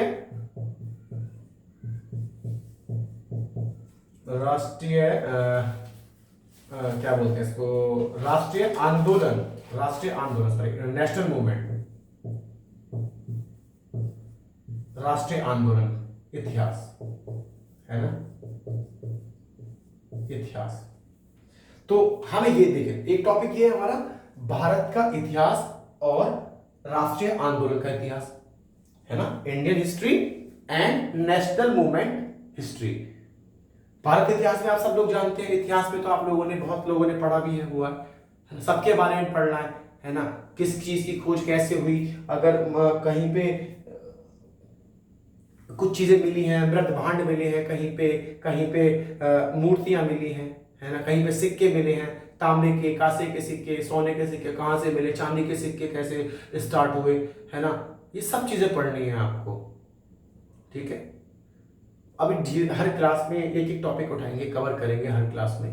तो एक टॉपिक आपका ये भी है, एक टॉपिक आता है राष्ट्रीय आंदोलन, भारतीय राष्ट्रीय आंदोलन इतिहास या फिर राष्ट्रीय आंदोलन, दोनों एक ही चीज है, ठीक है। इसमें आपको पढ़ना पड़ेगा, जब आप इसको पढ़ोगे, राष्ट्रीय आंदोलन को पढ़ोगे तो आपको पता चलेगा कि कांग्रेस की स्थापना जो हुई थी 1885 में, है ना, तो 1885 में जब कांग्रेस बनी, कांग्रेस की नींव रखी गई, तो क्या सिस्टम था उस समय, है ना। आपको जब राष्ट्रीय आंदोलन आप पढ़ेंगे तो आपको ये भी पता चलेगा कि किस तरीके से कौन कौन से आंदोलन थे, नेहरू रिपोर्ट क्या थी हमारी, दादा भाई नौरोजी का क्या रोल था कांग्रेस की पार्टी में, है ना, सब चीज आपको पता चलेगा, ठीक है। तो इन चीजों को धीरे धीरे पढ़ेंगे। भारतीय राष्ट्रीय आंदोलन क्या था, भारत छोड़ो आंदोलन क्या था, है ना। सब चीज हम इसको पढ़ेंगे। अगस्त प्रस्ताव एक आपने सुना होगा, उन सब के बारे में इस राष्ट्रीय आंदोलन के दरमियान हम डिस्कस करेंगे, ठीक है। तो और एक आपका आ जाता है जो सिलेबस है, भारत व विश्व का भूगोल। भारत व विश्व का भूगोल। माफ कीजिएगा, राइटिंग थोड़ी सी सही नहीं है हिंदी में, कोशिश कर रहा हूं सुधारने की, ठीक है। ये सारी चीजें हम पढ़ेंगे।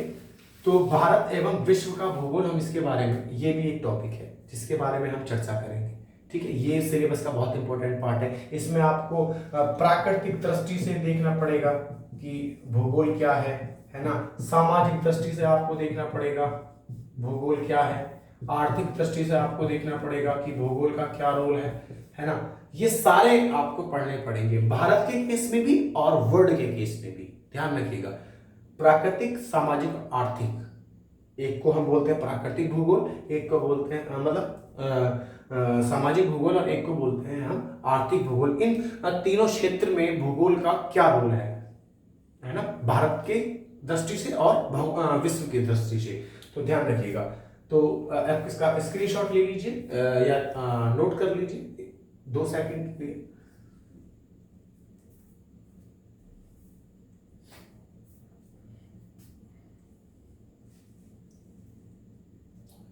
उम्मीद करता हूं सबने नोट कर लिया होगा, ठीक है। तो ये टॉपिक है, और भी टॉपिक है जो मैं आपको बता रहा हूँ, ठीक है। तो वैसे बहुत ही राष्ट्रीय आंदोलन एक बहुत ही, मतलब जितने मैंने आपको लिखा है, कहने का मतलब ये कोई एक ऐसा नहीं है इसमें कि बहुत सा लो टॉपिक है, छोटा टॉपिक, वो सब टॉपिक मैं आपको बता देंगे, है ना। लेकिन जितने मैंने मेन टॉपिक्स लिखवाए हैं बहुत इंपॉर्टेंट है। कांग्रेस का बड़ा चर्चा है, जब हम पढ़ेंगे प्री इंडिपेंडेंट, है ना, उसके बारे में पढ़ेंगे, भूगोल के बारे में, जब हम भारतीय शासन प्रणाली के बारे में पढ़ेंगे, बहुत चीजें पढ़ेंगे, है ना। अलग अलग संविधान सभा के बारे में पढ़ेंगे, है ना।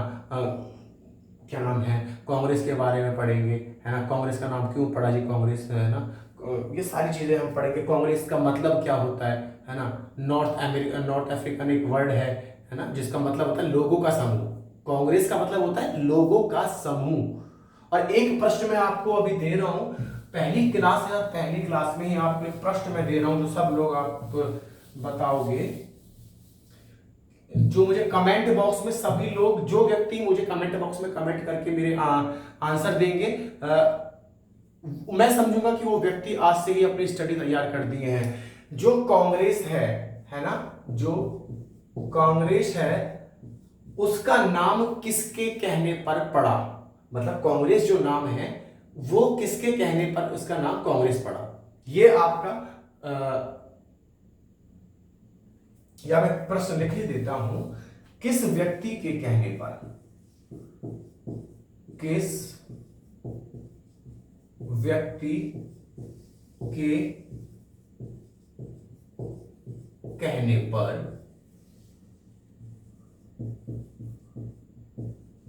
कांग्रेस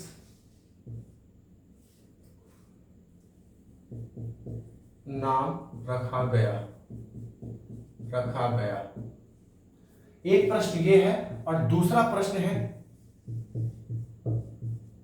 कांग्रेस शब्द कहां से आया, कहां से तथा क्या अर्थ। ये आपके लिए प्रश्न है, कमेंट बॉक्स में मुझे दोनों प्रश्नों का आंसर दीजिएगा। किस व्यक्ति के कहने पर कांग्रेस का नाम कांग्रेस रखा गया, और दूसरा कांग्रेस शब्द कहां से आया और इसका क्या अर्थ होता है, ध्यान रखना, ठीक है। चलिए आगे बढ़ते हैं सिलेबस के बारे में ही। प्रीलिमिनरी एग्जाम का जो सिलेबस है, भारतीय राजतंत्र एवं शासन, पॉलिटी से रिलेटेड है, भारतीय राज्य व्यवस्था से, भारतीय राजतंत्र व शासन प्रणाली, शासन प्रणाली, ठीक है। इसके अंदर अगर देखा जाए तो सब टॉपिक आ जाएंगे, जैसे मान लीजिए संविधान क्या होता है, संविधान, दूसरा भारतीय मतलब राजनीतिक प्रणाली क्या है हमारी, राजनीतिक प्रणाली क्या है, ठीक है। तीसरा आ जाएगा पंचायती राज, बहुत इंपॉर्टेंट है, कब इसकी स्टार्टिंग हुई, भारत के संविधान के किस अनुच्छेद में पंचायती राज का वर्णन है ना, कौन कौन से उद्देश्य है पंचायती राज के, सब है ना। एक लोक नीति आ जाएगा, लोक नीति। एक आ जाएगा आपका अधिकार संबंधित मुद्दे, अधिकार संबंधित मुद्दे, है ना। ये सारी चीजें आपकी आ जाएंगी। तो पॉलिटी बहुत बड़ा सब्जेक्ट है अपने आप में, है ना। लेकिन अगर आप इसको पढ़ने बैठेंगे तो आप ये ऑब्जर्व करेंगे कि बहुत इंटरेस्ट आता है इसमें, बस थोड़ी दिक्कत पड़ेगी आपको आर्टिकल पढ़ने में, है ना, अनुसूचियां पढ़ने में। तो ध्यान रखिएगा, भारतीय राजतंत्र एवं शासन प्रणाली, संविधान, राजनीतिक प्रणाली, पंचायती राज, लोक नीति और अधिकार संबंधित आर्टिकल्स कौन कौन से, अधिकार संबंधित मुद्दे कौन कौन से, वो सारी चीजें आप इसमें पढ़ोगे, ठीक है। स्क्रीनशॉट ले लीजिए इसका, जो हमारा भारतीय राज्य व्यवस्था का जो हमारा सिलेबस है, ठीक है। चलिए, उसके बाद आता है एक हमारा जो प्रीलिमिनरी एग्जाम का ही सिलेबस है, आर्थिक व्यवस्था। आर्थिक व्यवस्था में क्या है, आर्थिक व्यवस्था में क्या करेंगे हम, एक मिनट में कैप लगा लेता हूँ मार्कर का, जिससे ये ड्राई ना हो जाए। चलिए, एक है हमारा आर्थिक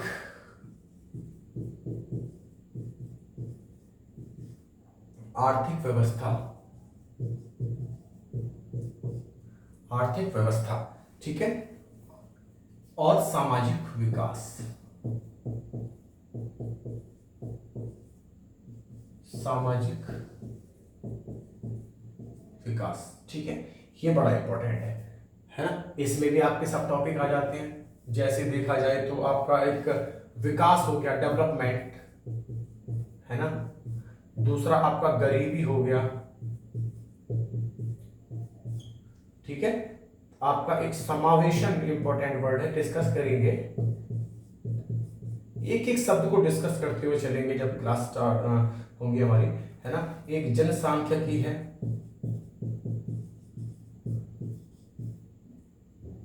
जनसांख्यिकी, है ना। एक आपका सामाजिक क्षेत्र,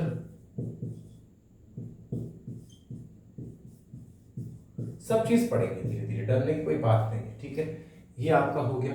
और एक आपका आ जाता है हमारा एनवायरमेंटल साइंस से रिलेटेड हमारा एक टॉपिक है, पर्यावरण, पर्यावरण एवं पारिस्थितिकी, पारिस्थितिकी, है ना। एनवायरमेंटल एंड इकोसिस्टम, है ना। एनवायरमेंटल, अगर आपको एनवायरमेंट एंड इकोसिस्टम, है ना, ये आपका सिलेबस, ठीक है। ये आपका प्री, और इसके बाद में ध्यान रखिएगा करंट अफेयर आपको जरूर पढ़ते रहना है, ध्यान रखिएगा करंट अफेयर तो आपको हर हाल में पढ़नी है, करंट अफेयर इंपॉर्टेंट है, ये ध्यान रखिएगा, 3 स्टार में इसको बना दे रहा हूं, ठीक है। करंट अफेयर आपने पढ़नी है, ये सारा आपका प्रीलिमिनरी एग्जाम का सिलेबस है। पेपर 1 का सिलेबस जो मैंने आपको बताया, इसके अंदर और भी अलग अलग सब टॉपिक हैं, बहुत लंबा सिलेबस है ना। तो मैंने अभी आपको टॉपिक्स बताए कि किन किन टॉपिक से हमारा प्रीलिमिनरी एग्जाम का जो पेपर फर्स्ट है, जनरल स्टडीज जिसको हम बोलते हैं, वहां उसमें कहां कहां से क्वेश्चंस आते हैं, ये सिलेबस है आपका, ठीक है। इसके बाद में शायद नोट कर लिया होगा आपने, उम्मीद है, एक बार आप स्क्रीनशॉट ले लीजिएगा।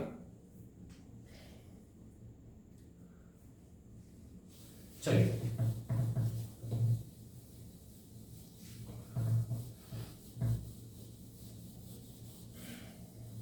चलिए स्टार्ट करते हैं। अब नेक्स्ट आता है हमारा सी सेट पेपर 2,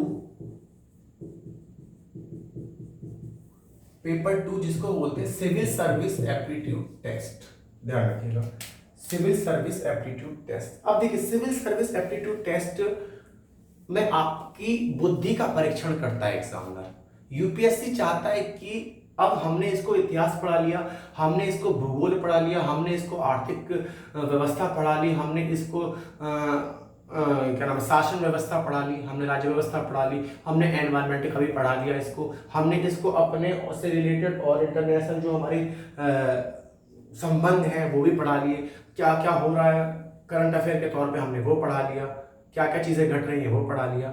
अब इसकी बुद्धि का और परीक्षण करेंगे, और उस परीक्षण के लिए एक एग्जाम दे दिया CSAT, civil service aptitude test, जिसमें आपका वो सारी चीजें आ जाती हैं जो आप, मतलब कहने का मतलब है कि अगर आप कोई व्यक्ति सीजीएल की तैयारी कर रहा होगा तो एक तरीके से जो सीजीएल में आता है वही सारी चीजें इसमें पढ़नी पड़ती हैं। लेकिन सीजीएल में देखें तो मैथ हो गया, है ना, रीजनिंग हो गई, है ना, या फिर आपका कुछ विषय है उनके बारे में इतना डीप नहीं पढ़ना होता।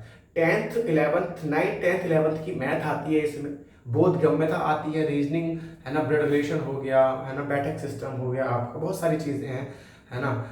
तो ये सारी चीजें जो आपका रीजनिंग है, मैथ में आपका वही सिंप्लीफिकेशन वगैरह आ जाते हैं आपके, है ना, लाभ और हानि आ जाते हैं आपके, चक्रवृद्धि ब्याज, मूलधन ब्याज, से नॉर्मल क्वेश्चंस पूछे जाते हैं, इंग्लिश कॉम्प्रिहेंसिव आ जाता है उसमें, है ना। तो ये सारी चीजें क्या है, आपका एक डाटा इंटरप्रिटेशन आ जाता है, दो तीन क्वेश्चन आ जाते हैं, तो ऐसा है, तो ये ध्यान रखिएगा। तो सीसेट में भी आपको तैयारी करनी है, आप ये मत सोचिएगा कि सीसेट को बहुत हल्के में लेना, और मेरे अकॉर्डिंग तो सीसेट की तैयारी पहले करके रख लीजिए आप, एक महीना दीजिए, सीसेट खत्म कर दीजिए पूरा, ठीक है। चलिए, तो ये है भाई आपका जितना भी हम सब लोगों ने डिस्कस करा, ये आपका है प्रीलिमिनरी, इतना बड़ा सिलेबस। अब आप बोलोगे सर इतना सिलेबस, अभी तो आपने सिर्फ टॉपिक ही बताया, इसके बाद भी कुछ बचा है? इसके बाद भी बहुत कुछ है, इसके अंदर से इतने सब टॉपिक्स हैं। मैंने बताया ना, प्रशासन की कमांड आपको, प्रशासन की लगाम आपके हाथ में दी जाएगी आईएएस बनने के बाद में, तो ऐसे तो नहीं छोड़ेंगे ना आपको, तो बहुत बड़ी लड़ाई है, एकजुट होकर लड़नी है। आप सब लोग बहुत देर से, 1 घंटे से आपको ज़्यादा हो गया है, तो आप लोग 2 मिनट का ब्रेक ले लेते हैं, और सभी लोग पानी पी लीजिए, जो फ्रेश वगैरह जिसको वॉशरूम वगैरह जाना है, पानी पीना वो कर लीजिए। 2 मिनट का ब्रेक हम ले रहे हैं यहाँ पे।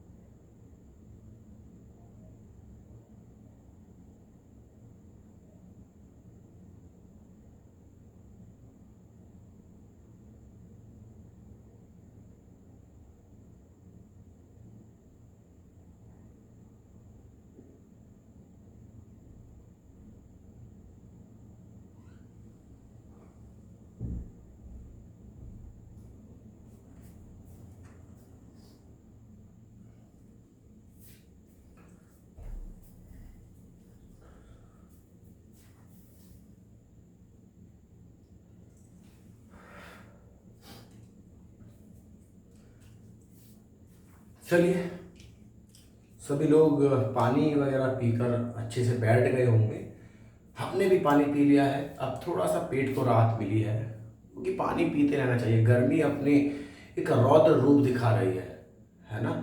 जैसे पानी अपना रौद्र रूप दिखा रहा है मनाली, है ना, वहाँ ऐसे ही हमारे पानी की बहुत कमी हो रही है। वहाँ पानी बरस रहा है और यहाँ पे पानी की कमी हो रही है। ठीक है, पानी पीते रहिए, हेल्थ का ध्यान रखिए। चलिए, अब डिस्कस करते हैं मेंस एग्जाम। मेंस एग्जामिनेशन थोड़ा सा ऊपर लिख गया, नीचे लिख देता हूं, कोई नहीं। Mains exam mains examination. ठीक है, चलिए जी, देखिए मेंस एग्जाम बड़ा टफ होता है, डराना ही ना हो, सच्चाई बता रहा हूं मैं। और लोगों की तरह ये नहीं बोलूंगा कि भैया चुटकियों में हो जाएगा, एक साल पढ़ लीजिए और ज्यादा मत करिए, 5-5 6 6 घंटे सफिशियंट है। टॉपर बन जाते हैं लोग, टॉपरों के बाद में फिर टॉपर बनने के बाद में बोलते हैं कुछ नहीं, मैं तो 7-8 घंटे पढ़ता था, बस हो गया हमारा। बस आप कमांड करिए अच्छे से, राइटिंग कुछ नहीं है भाई। पढ़ एक टॉप करने से पहले या एग्जाम को क्वालिफाई अच्छे से क्रैक करने से पहले लोगों को बहुत कुछ दिखाई देता है, लेकिन टॉप करने के बाद में, है ना, आईएएस बनने के बाद में फिर वो लोग सिर्फ अच्छी अच्छी बातें बताते हैं अपनी, मतलब अच्छी अच्छी चीजें दिखाई देती हैं उनको, वो मेहनत दिखाई नहीं देती। तो ऐसा नहीं भाई, बहुत टफ एग्जाम है और एक भी टॉपिक छूटना नहीं चाहिए, चाहे प्रीलिमिनरी एग्जाम है चाहे मेंस एग्जाम है, एक भी टॉपिक छूटना नहीं चाहिए, ध्यान रखिएगा।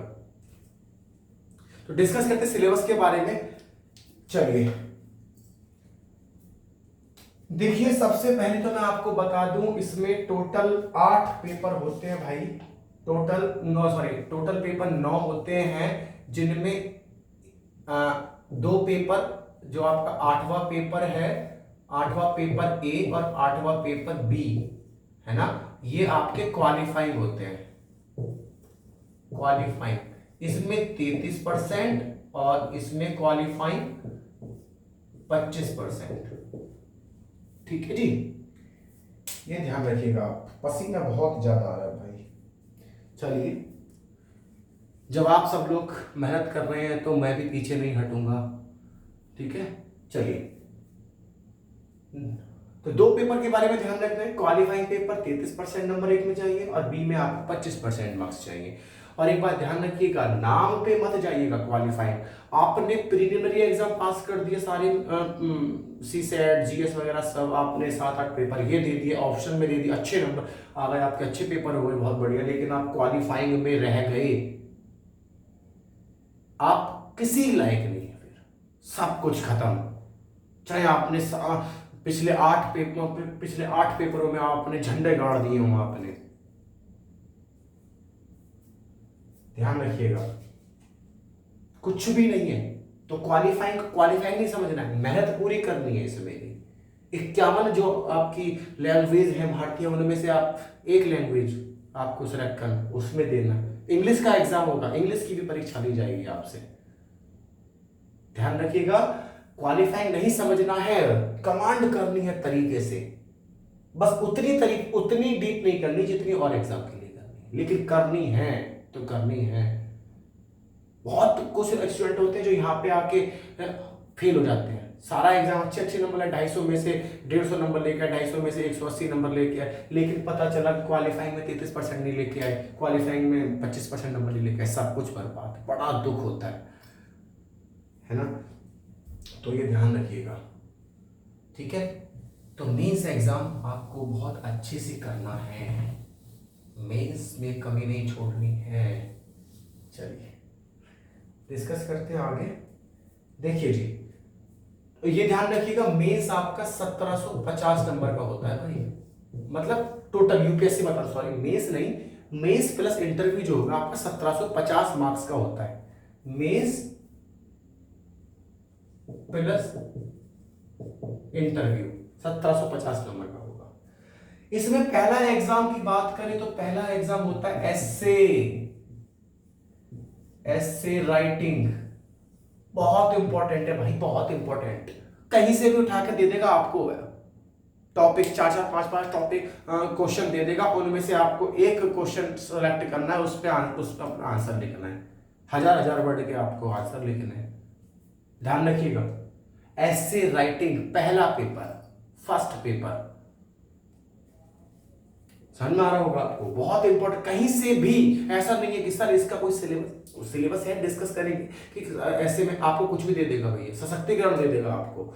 महिला सशक्तिकरण क्या होता है, आपको कोई आर्थिक स्थिति से रिलेटेड कोई टॉपिक दे देगा, उस पर आपको 1000 वर्ड लिखने पड़ेंगे, और 1000 वर्ड ऐसे नहीं है, 1000 वर्ड आपको वो लिखने पड़ेंगे जो और लोग एग्जाम दे रहे हैं उनसे ज्यादा एट्रैक्टिव और अच्छा कंटेंट आपका हो तभी तो एग्जाम होगा, वरना आप में और उन लोगों में क्या फर्क रह जाएगा?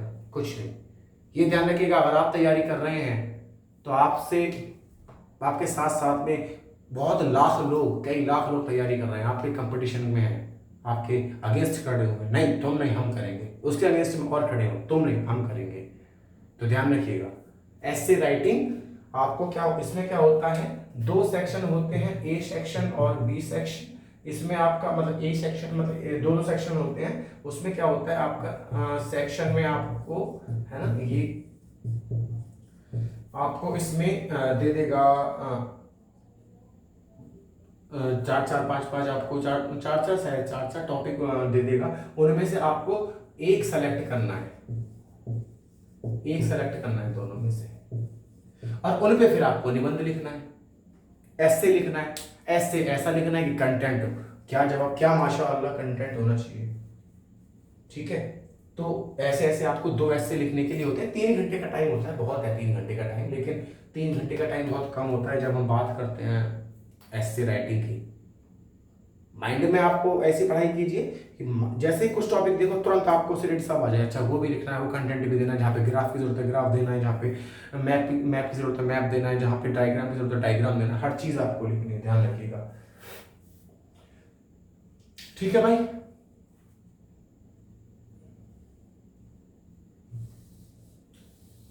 ये पेपर 1 के बारे में मैंने बताया।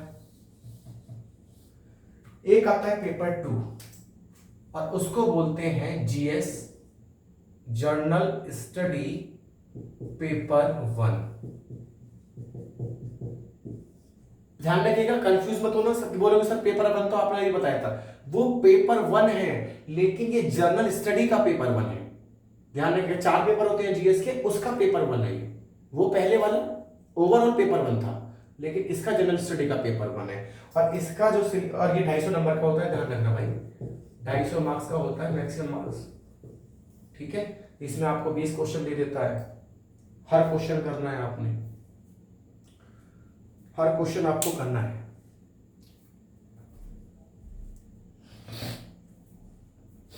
ठीक है, तो देखिए इसमें क्या क्या आपको मिलेगा। इसका जो सिलेबस है देखो, भारतीय विरासत,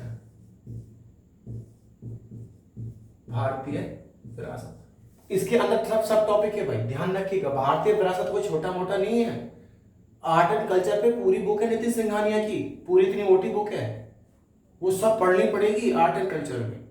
ये बस सोचना भारतीय विरासत तो विरासत याद कर लेंगे, कहीं एक दिन लाल किला घूम आएंगे, एक दिन ताजमहल घूम आएंगे, एक दिन कहीं और घूम आएंगे, ऐसा नहीं है, बहुत डीप स्टडी है इस पे, है ना।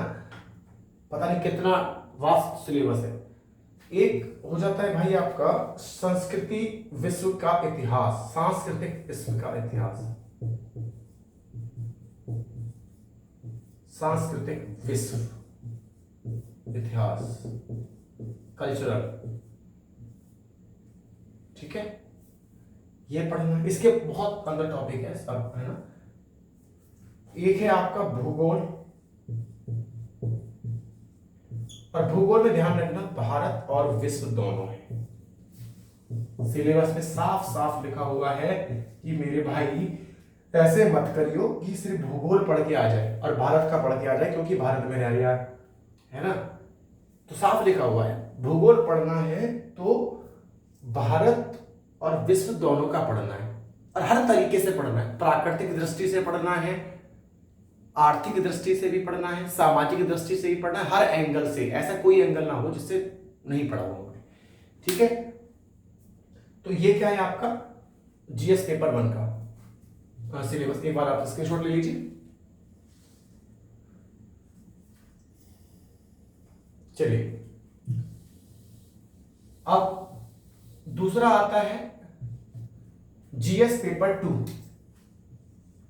सॉरी जीएस पेपर 2 पेपर 3, मतलब पेपर 2 ओवरऑल पेपर 3।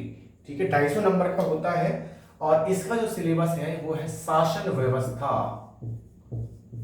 शासन व्यवस्था। भैया प्रशासनिक कुर्सी पे बैठोगे तो शासन तो पढ़ना पड़ेगा ना।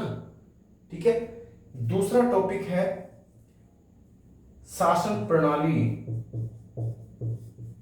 शासन प्रणाली। तीसरा टॉपिक है सामाजिक न्याय। भैया कुर्सी पे ऐसे थोड़ी बैठ जाओगे, न्याय भी तो करना है ना आपको जनता के साथ में। सुप्रीम कोर्ट नहीं बनोगे लेकिन न्याय करने का मौका मिलेगा भाई, है ना। बहुत जगहों पर न्याय चाहिए भारत को, भारतीय जनता को, सॉरी, है ना। एक है अंतरराष्ट्रीय संबंध, अंतरराष्ट्रीय संबंध, संबंध, ठीक है।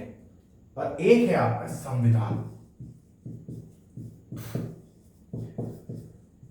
संविधान। संविधान इंपॉर्टेंट है भाई, ध्यान रखिएगा। पेपर 2 के लिए संविधान इंपॉर्टेंट है। इसका मतलब हम ये कह सकते हैं कि जो पेपर 2 है उसमें हमारा शासन व्यवस्था, शासन प्रणाली, सामाजिक न्याय, अंतरराष्ट्रीय संबंध और संविधान, इट मीन्स कह सकते हैं राज्य व्यवस्था, भारतीय राज्य ही एक तरीके से हमारा इसमें इम्पोर्टेंट, सॉरी, भारतीय राज्य व्यवस्था हमारा इंपॉर्टेंट है, इंपॉर्टेंट, ठीक है। स्क्रीनशॉट ले लीजिए जल्दी से। चलिए अब आता है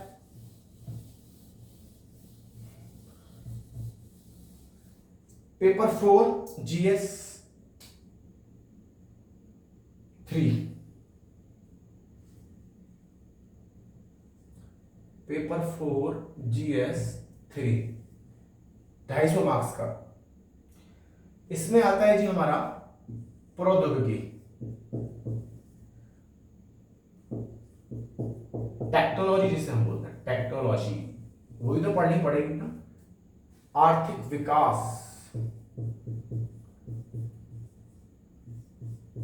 आर्थिक दृष्टि, आर्थिक विकास, है ना, क्या होता है। एक टॉपिक है आपका जैव विविधता, बायोडाइवर्सिटी, जैव विविधता, बायोडाइवर्सिटी, ठीक है जी। जैव विविधता, जैव विविधता में आपको सब पढ़नी पड़ेगी, परियोजना बनाई हुई है ना। जैव विविधता, बायोडाइवर्सिटी का मतलब जैव विविधता, उसके लिए बहुत सारी चीजें, जब मजा आएगा ये चैप्टर, इसमें एक ऐसा है, बड़ा मजा आता है इस वाले में पढ़ने में। जब आप गिद्ध संरक्षण परियोजना पढ़ोगे, आप बाल संरक्षण परियोजना पढ़ोगे, आप गैंडा संरक्षण परियोजना पढ़ोगे, है ना, ये सब मोर संरक्षण परियोजना पढ़ोगे, बड़ा मजा आता है इसको पढ़ने में। आपको पता चलता है, आपको वाकई में दुनिया का पता चलता है कि दुनिया में है क्या क्या, आखिर में वो परियोजनाएं बनाई क्यों जा रही हैं, गिद्ध परियोजना बनाई क्यों जा रही है। आपको पता चलेगा कि जब आप गिद्ध परियोजना पढ़ोगे तो पता चलेगा डाइक्लोफिनेक का क्या रोल है, जो आजकल धड़ल्ले से बिक रही है ना, डाइक्लोफिनेक, सोडियम डाइक्लोफिनेक, पोटेशियम, उससे कैसे गिद्ध मर रहे हैं ये आपको पता चलेगा, है ना। तो क्यों डाइक्लोफिनेक बैन कर दी गई, सब हम इस चैप्टर में पढ़ेंगे, ठीक है, बड़ा इंपॉर्टेंट है। तो और एक है आपका पर्यावरण, दोनों कोऑर्डिनेट कर रहे हैं भैया आपस में, ध्यान रखिएगा। पर्यावरण और जैव विविधता, इससे ये भी इफेक्ट होता है ना, और इससे ये भी इफेक्ट होती है, कैसे आगे पढ़ेंगे, है ना। एक होता है आपका सुरक्षा व आपदा प्रबंधन, प्रबंधन, आपदा प्रबंधन, ये पढ़ेंगे हम। ये 3 टॉपिक तो ऐसे हैं, बड़ा मजा आता है इनको पढ़ने में। आपदा प्रबंधन, सुरक्षा, है ना, जैव विविधता, पर्यावरण, बड़ा मजा आता है भाई पढ़ने में, ठीक है। तो ये आपका मेंस एग्जामिनेशन का जो जीएस पेपर 3 है, पेपर 4, उसका आपका सिलेबस है, 250 नंबर का होता है, ठीक है, ध्यान रखिएगा। स्क्रीनशॉट ले लीजिए। चलिए आगे बढ़ते हैं।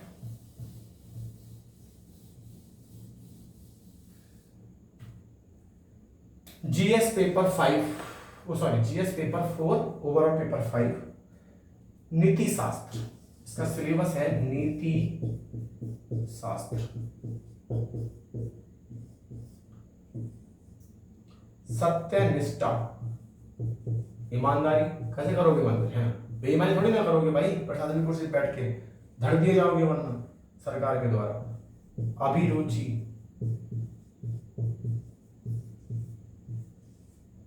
ये पेपर है, इसको ह्यूमन वैल्यू, इसको एथिक्स का पेपर भी कहते हैं, है ना। जीएस पेपर 4, ओवरऑल पेपर 5, इसको हम एथिक्स का पेपर भी कहते हैं।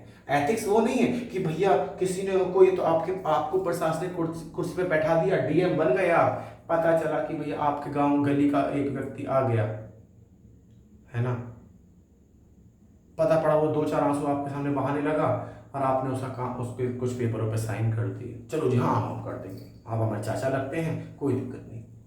प्रशासनिक कुर्सी पे बैठने के बाद में कोई रिश्ता नहीं है, फिर आपको प्रशासनिक तरीके से, संवैधानिक तरीके से, संवैधानिक नियम को मानते हुए ही आपको काम करना पड़ेगा, कोई रिश्ता नहीं है, ठीक है।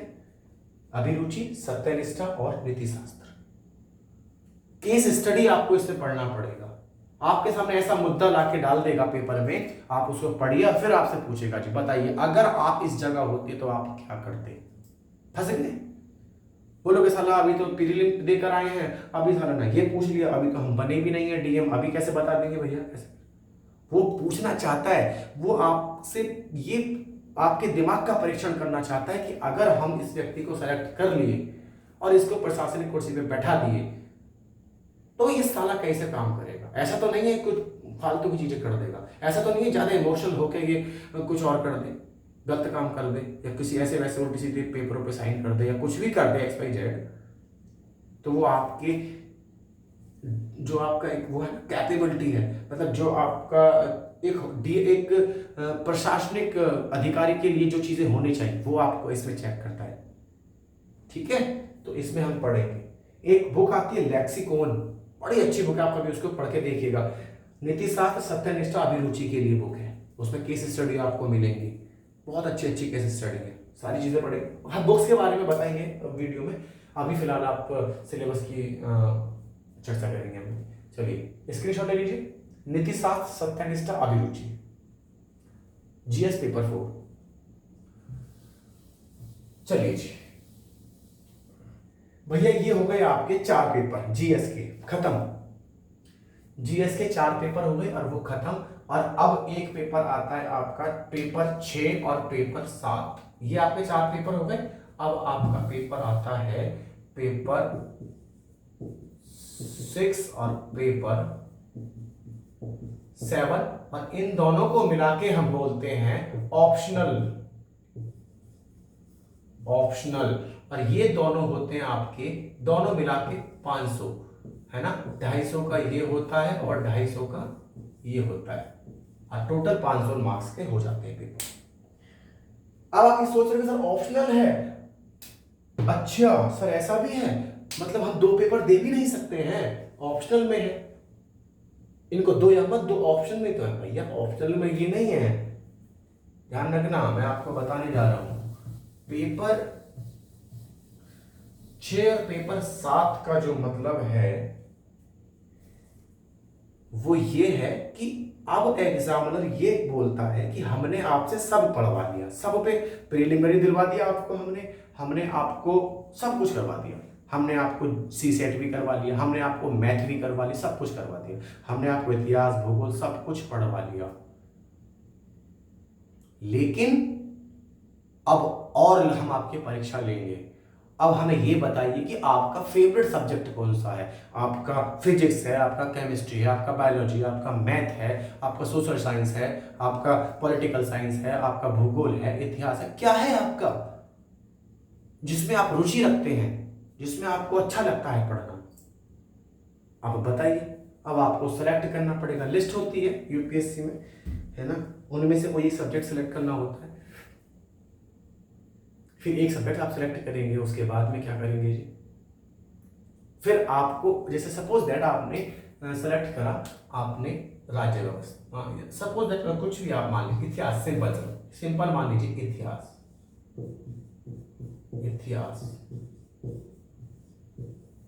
बोले जी हमारा इतिहास बड़ा फेवरेट सब्जेक्ट है। बोले अच्छा इतिहास फेवरेट सब्जेक्ट है, अच्छा ऐसे करो तो आपका जो 7वां पेपर 6ठा पेपर होगा ऑप्शनल 1 है ना और ऑप्शनल 2, अब इनके पेपर दोगे आप और वो भी ऐसे छोटे मोटे नहीं 250-250 नंबर के दोगे।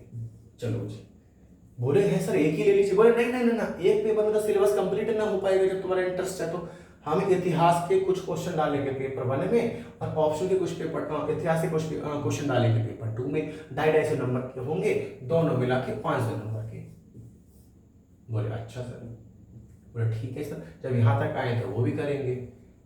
ठीक है, तो अब इसका सिलेबस क्या है भाई, अब इसका सिलेबस आपके इंटरेस्ट के अकॉर्डिंग होता है। जो आप सब्जेक्ट चूज करते हो ऑप्शनल के लिए, पेपर 1 और पेपर 2 का सिलेबस उसके अनुसार होता है। अगर आप फिजिक्स करते हो तो फिजिक्स का होगा, है ना, भूगोल करते हो भूगोल का होगा, इतिहास करते हो इतिहास का, पॉलिटी करते हो पॉलिटी की, सोशल साइंस करते हो सोशल साइंस की, सोशियोलॉजी जो एक्सपेक्ट कुछ भी है, पब्लिक वो है पब्लिक एडमिनिस्ट्रेशन है तो उसके अनुसार होगा।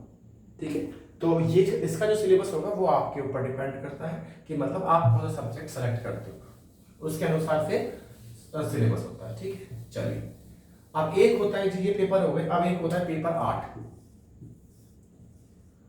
पेपर 8 में बोलता है जी अच्छा तुमने ऑप्शनल भी दे दिया, अरे बड़े अच्छे, अच्छा जरा ये बताओ हमें आपको हिंदी इंग्लिश का ज्ञान है या नहीं है। बोले सर आए तो थे हम हिंदी, हमने सी सेट में इंग्लिश भी तो करी थी, हमने सी सेट में सब करा था, गद सब करा था भैया। सर अब नहीं नहीं नहीं, अभी हमें डेस्क्रिप्टिव देखना है आपका, अभी हम आपसे और परीक्षा लेंगे। बोले अच्छा जी चलिए, 51 अनुसूचियां हैं, वो सॉरी 51 वो है सब्जेक्ट, उसमें से आपको एक चूज करना पड़ता है, मतलब हिंदी और इंग्लिश। ठीक है, पेपर 1 जिसमें मैंने आपको बताया था पेपर ए और पेपर बी 33% पासिंग मार्क्स और 25% पासिंग मार्क्स, हिंदी और इंग्लिश। इसमें भी आपको गद्य पद्य पढ़ने पड़ेंगे भैया, है ना, कॉम्प्रिहेंशन पढ़ने, बहुत कुछ पढ़ना पड़ेगा, शब्द सूची पढ़नी पड़ेगी, शब्द भंडार पढ़ने पड़ेंगे, पर्यायवाची मतलब ऐसा बहुत कुछ है यार, मतलब ध्यान रहेगा, इसको इतनी तवज्जो नहीं देनी। ये सिर्फ आपको इतना पढ़ना है कि आप इसमें पेपर ए में 33% और पेपर बी में 25% नंबर ले आए, अच्छे से काम हो जाएगा, ध्यान रखिएगा। ठीक है, चलिए जो भारतीय भाषा है हमारी उनमें से आपको चूज करना होता है सब्जेक्ट। चलिए अब ये हो गया जी, अब व्यक्ति प्री दे के मेंस आया, मेंस के सारे पेपर क्वालिफाई कर लिए, मेंस में नंबर आ गया जी, क्वालिफाई कर लिया मेंस भी। उसके बाद में क्या होगा, उसके बाद में अब होगा जी ये, आओ जी, अब कहता है जी ठीक है अच्छा आपने प्री भी दे लिया, मेंस भी, आप तो बहुत बढ़िया वो निकले यार, चालू चीज। हम तो सोचे थे आप मेंस में अटक जाएंगे, लेकिन हम आपको ऐसे नहीं छोड़ेंगे, जब मेंस करके आ गए हो तो हमारे सामने बैठो, थोड़ा चाय पानी पीते हैं, है ना, चाय पानी पीते पीते कुछ बात भी कर लेंगे, कुछ आपके मुंह से भी हम निकलवा लेंगे चाय पानी पीते पीते, क्या सच है क्या झूठ है। फिर वो इंटरव्यू के लिए बुलाता है, इंटरव्यू के लिए बुलाता है, फिर वो, है ना, अब इंटरव्यू के लिए बुलाता है, एक पूरी टीम होती है, यूपीएससी के शीर्ष में बड़े मेंबर होते हैं, कोई रिटायर होता है, कोई रिटायर आईएएस आईपीएस होते हैं, कोई सेक्रेटरी, कोई कुछ होता है। ठीक है, छोटे मोटे नहीं होते कि नहीं जी इंटर कॉलेज का टीचर बैठा दिया, अच्छा बताओ 5 और 12 कितने हो गए, बोले 17,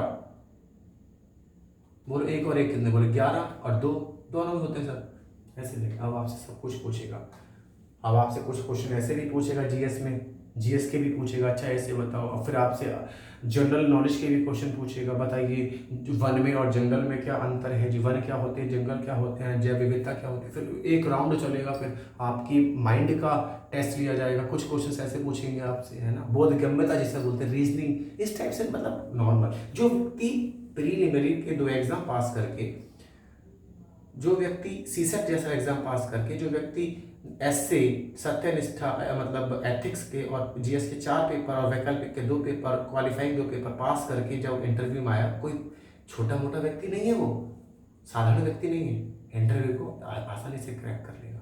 ओवर कॉन्फिडेंस अगर होगा तो वो वहीं मर जाएगा, वहीं खत्म है, फिर इंटरव्यू में नंबर नहीं आएगा। पेशेंस रखना है, ओवर नहीं होना है और डिमोटिवेट भी नहीं होना है, ठीक है। तो ये आपकी यूपीएससी की जर्नी होती है आईएएस बनने के लिए, आईपीएस बनने के लिए। इतनी सारी स्टेजों को पार करके एक व्यक्ति कड़ी कठिन परिश्रम करके, कठिन मेहनत करके, दिन रात एक करके, बहुत चीजों का त्याग करके, शादी विवाह फंक्शन पार्टी एंजॉय सब का त्याग करके इन पेपरों को देके जब बनता है आईएएस आईपीएस, सबका सपना होता है भैया। तो उम्मीद करता हूं आप सब लोगों को सिलेबस समझ में आया होगा, अच्छे से सिलेबस को समझाया है, preliminary exam, mains exam, interview, सभी चीज़ों को सही से समझाया है, ठीक है। तो उम्मीद करता हूँ आप सब लोगों को अच्छे से समझ में आया होगा। यदि किसी का कोई प्रश्न है तो वो कमेंट बॉक्स में जरूर मेंशन करें। और जो मैंने आज 2 क्वेश्चन दिए थे, कांग्रेस का नाम किसके कहने पर रखा गया और कांग्रेस शब्द का अर्थ क्या है और कहाँ से आया, ये 2 क्वेश्चन मैंने आपको दिए थे, ध्यान रखिएगा, कमेंट बॉक्स में जरूर बताइएगा, ठीक है। तो उम्मीद करता हूँ आप सभी लोग अच्छे से पढ़ेंगे और अपने सपने को साकार करेंगे। अच्छे से मेहनत करिए, लगन मेहनत करिए, दुनिया कहती है कहने दीजिए, लेकिन आपका फोकस सिर्फ फोकस कुछ दिनों के लिए, 1 साल 1.5 साल के लिए, जब तक आपका एग्जाम अच्छे से नहीं निकल जाता, क्वालिफाई नहीं होता, आईएएस नहीं बन जाते, आईपीएस नहीं बन जाते, तब तक थोड़ा सा अगर एंजॉय को खत्म भी करना पड़े तो खत्म कर लीजिए, उसके बाद एंजॉय है फिर, ठीक है। तो इसी उम्मीद के साथ ही हम सब लोग यूपीएससी की पथ पर आगे बढ़ेंगे अच्छे से, ठीक है। तो इसी उम्मीद के साथ मैं आप सभी से निवेदन करता हूं, अगर वीडियो आपको पसंद आई है तो ज़्यादा से ज़्यादा शेयर करें, जिससे कि और भाई का भी, और जितने भी लोग हैं, जो स्टूडेंट्स हैं, जो मेहनत कर रहे हैं या जो प्रिपरेशन कर रहे हैं यूपीएससी की, जो करना स्टार्ट करने वाले हैं, उनका भी फायदा हो सके, उन लोगों तक ये वीडियो पहुँच सके। ज़्यादा से ज़्यादा शेयर करिए, लाइक करिए और चैनल को सब्सक्राइब कर लीजिए, जिससे कि, और बेल आइकन का बटन जरूर दबा दीजिएगा, जिससे अगर हमारी कोई वीडियो आती है तो आप तक सबसे पहले वो पहुंच जाए, ठीक है। तो इसी उम्मीद के साथ में सभी को मेरा नमस्कार, थैंक यू।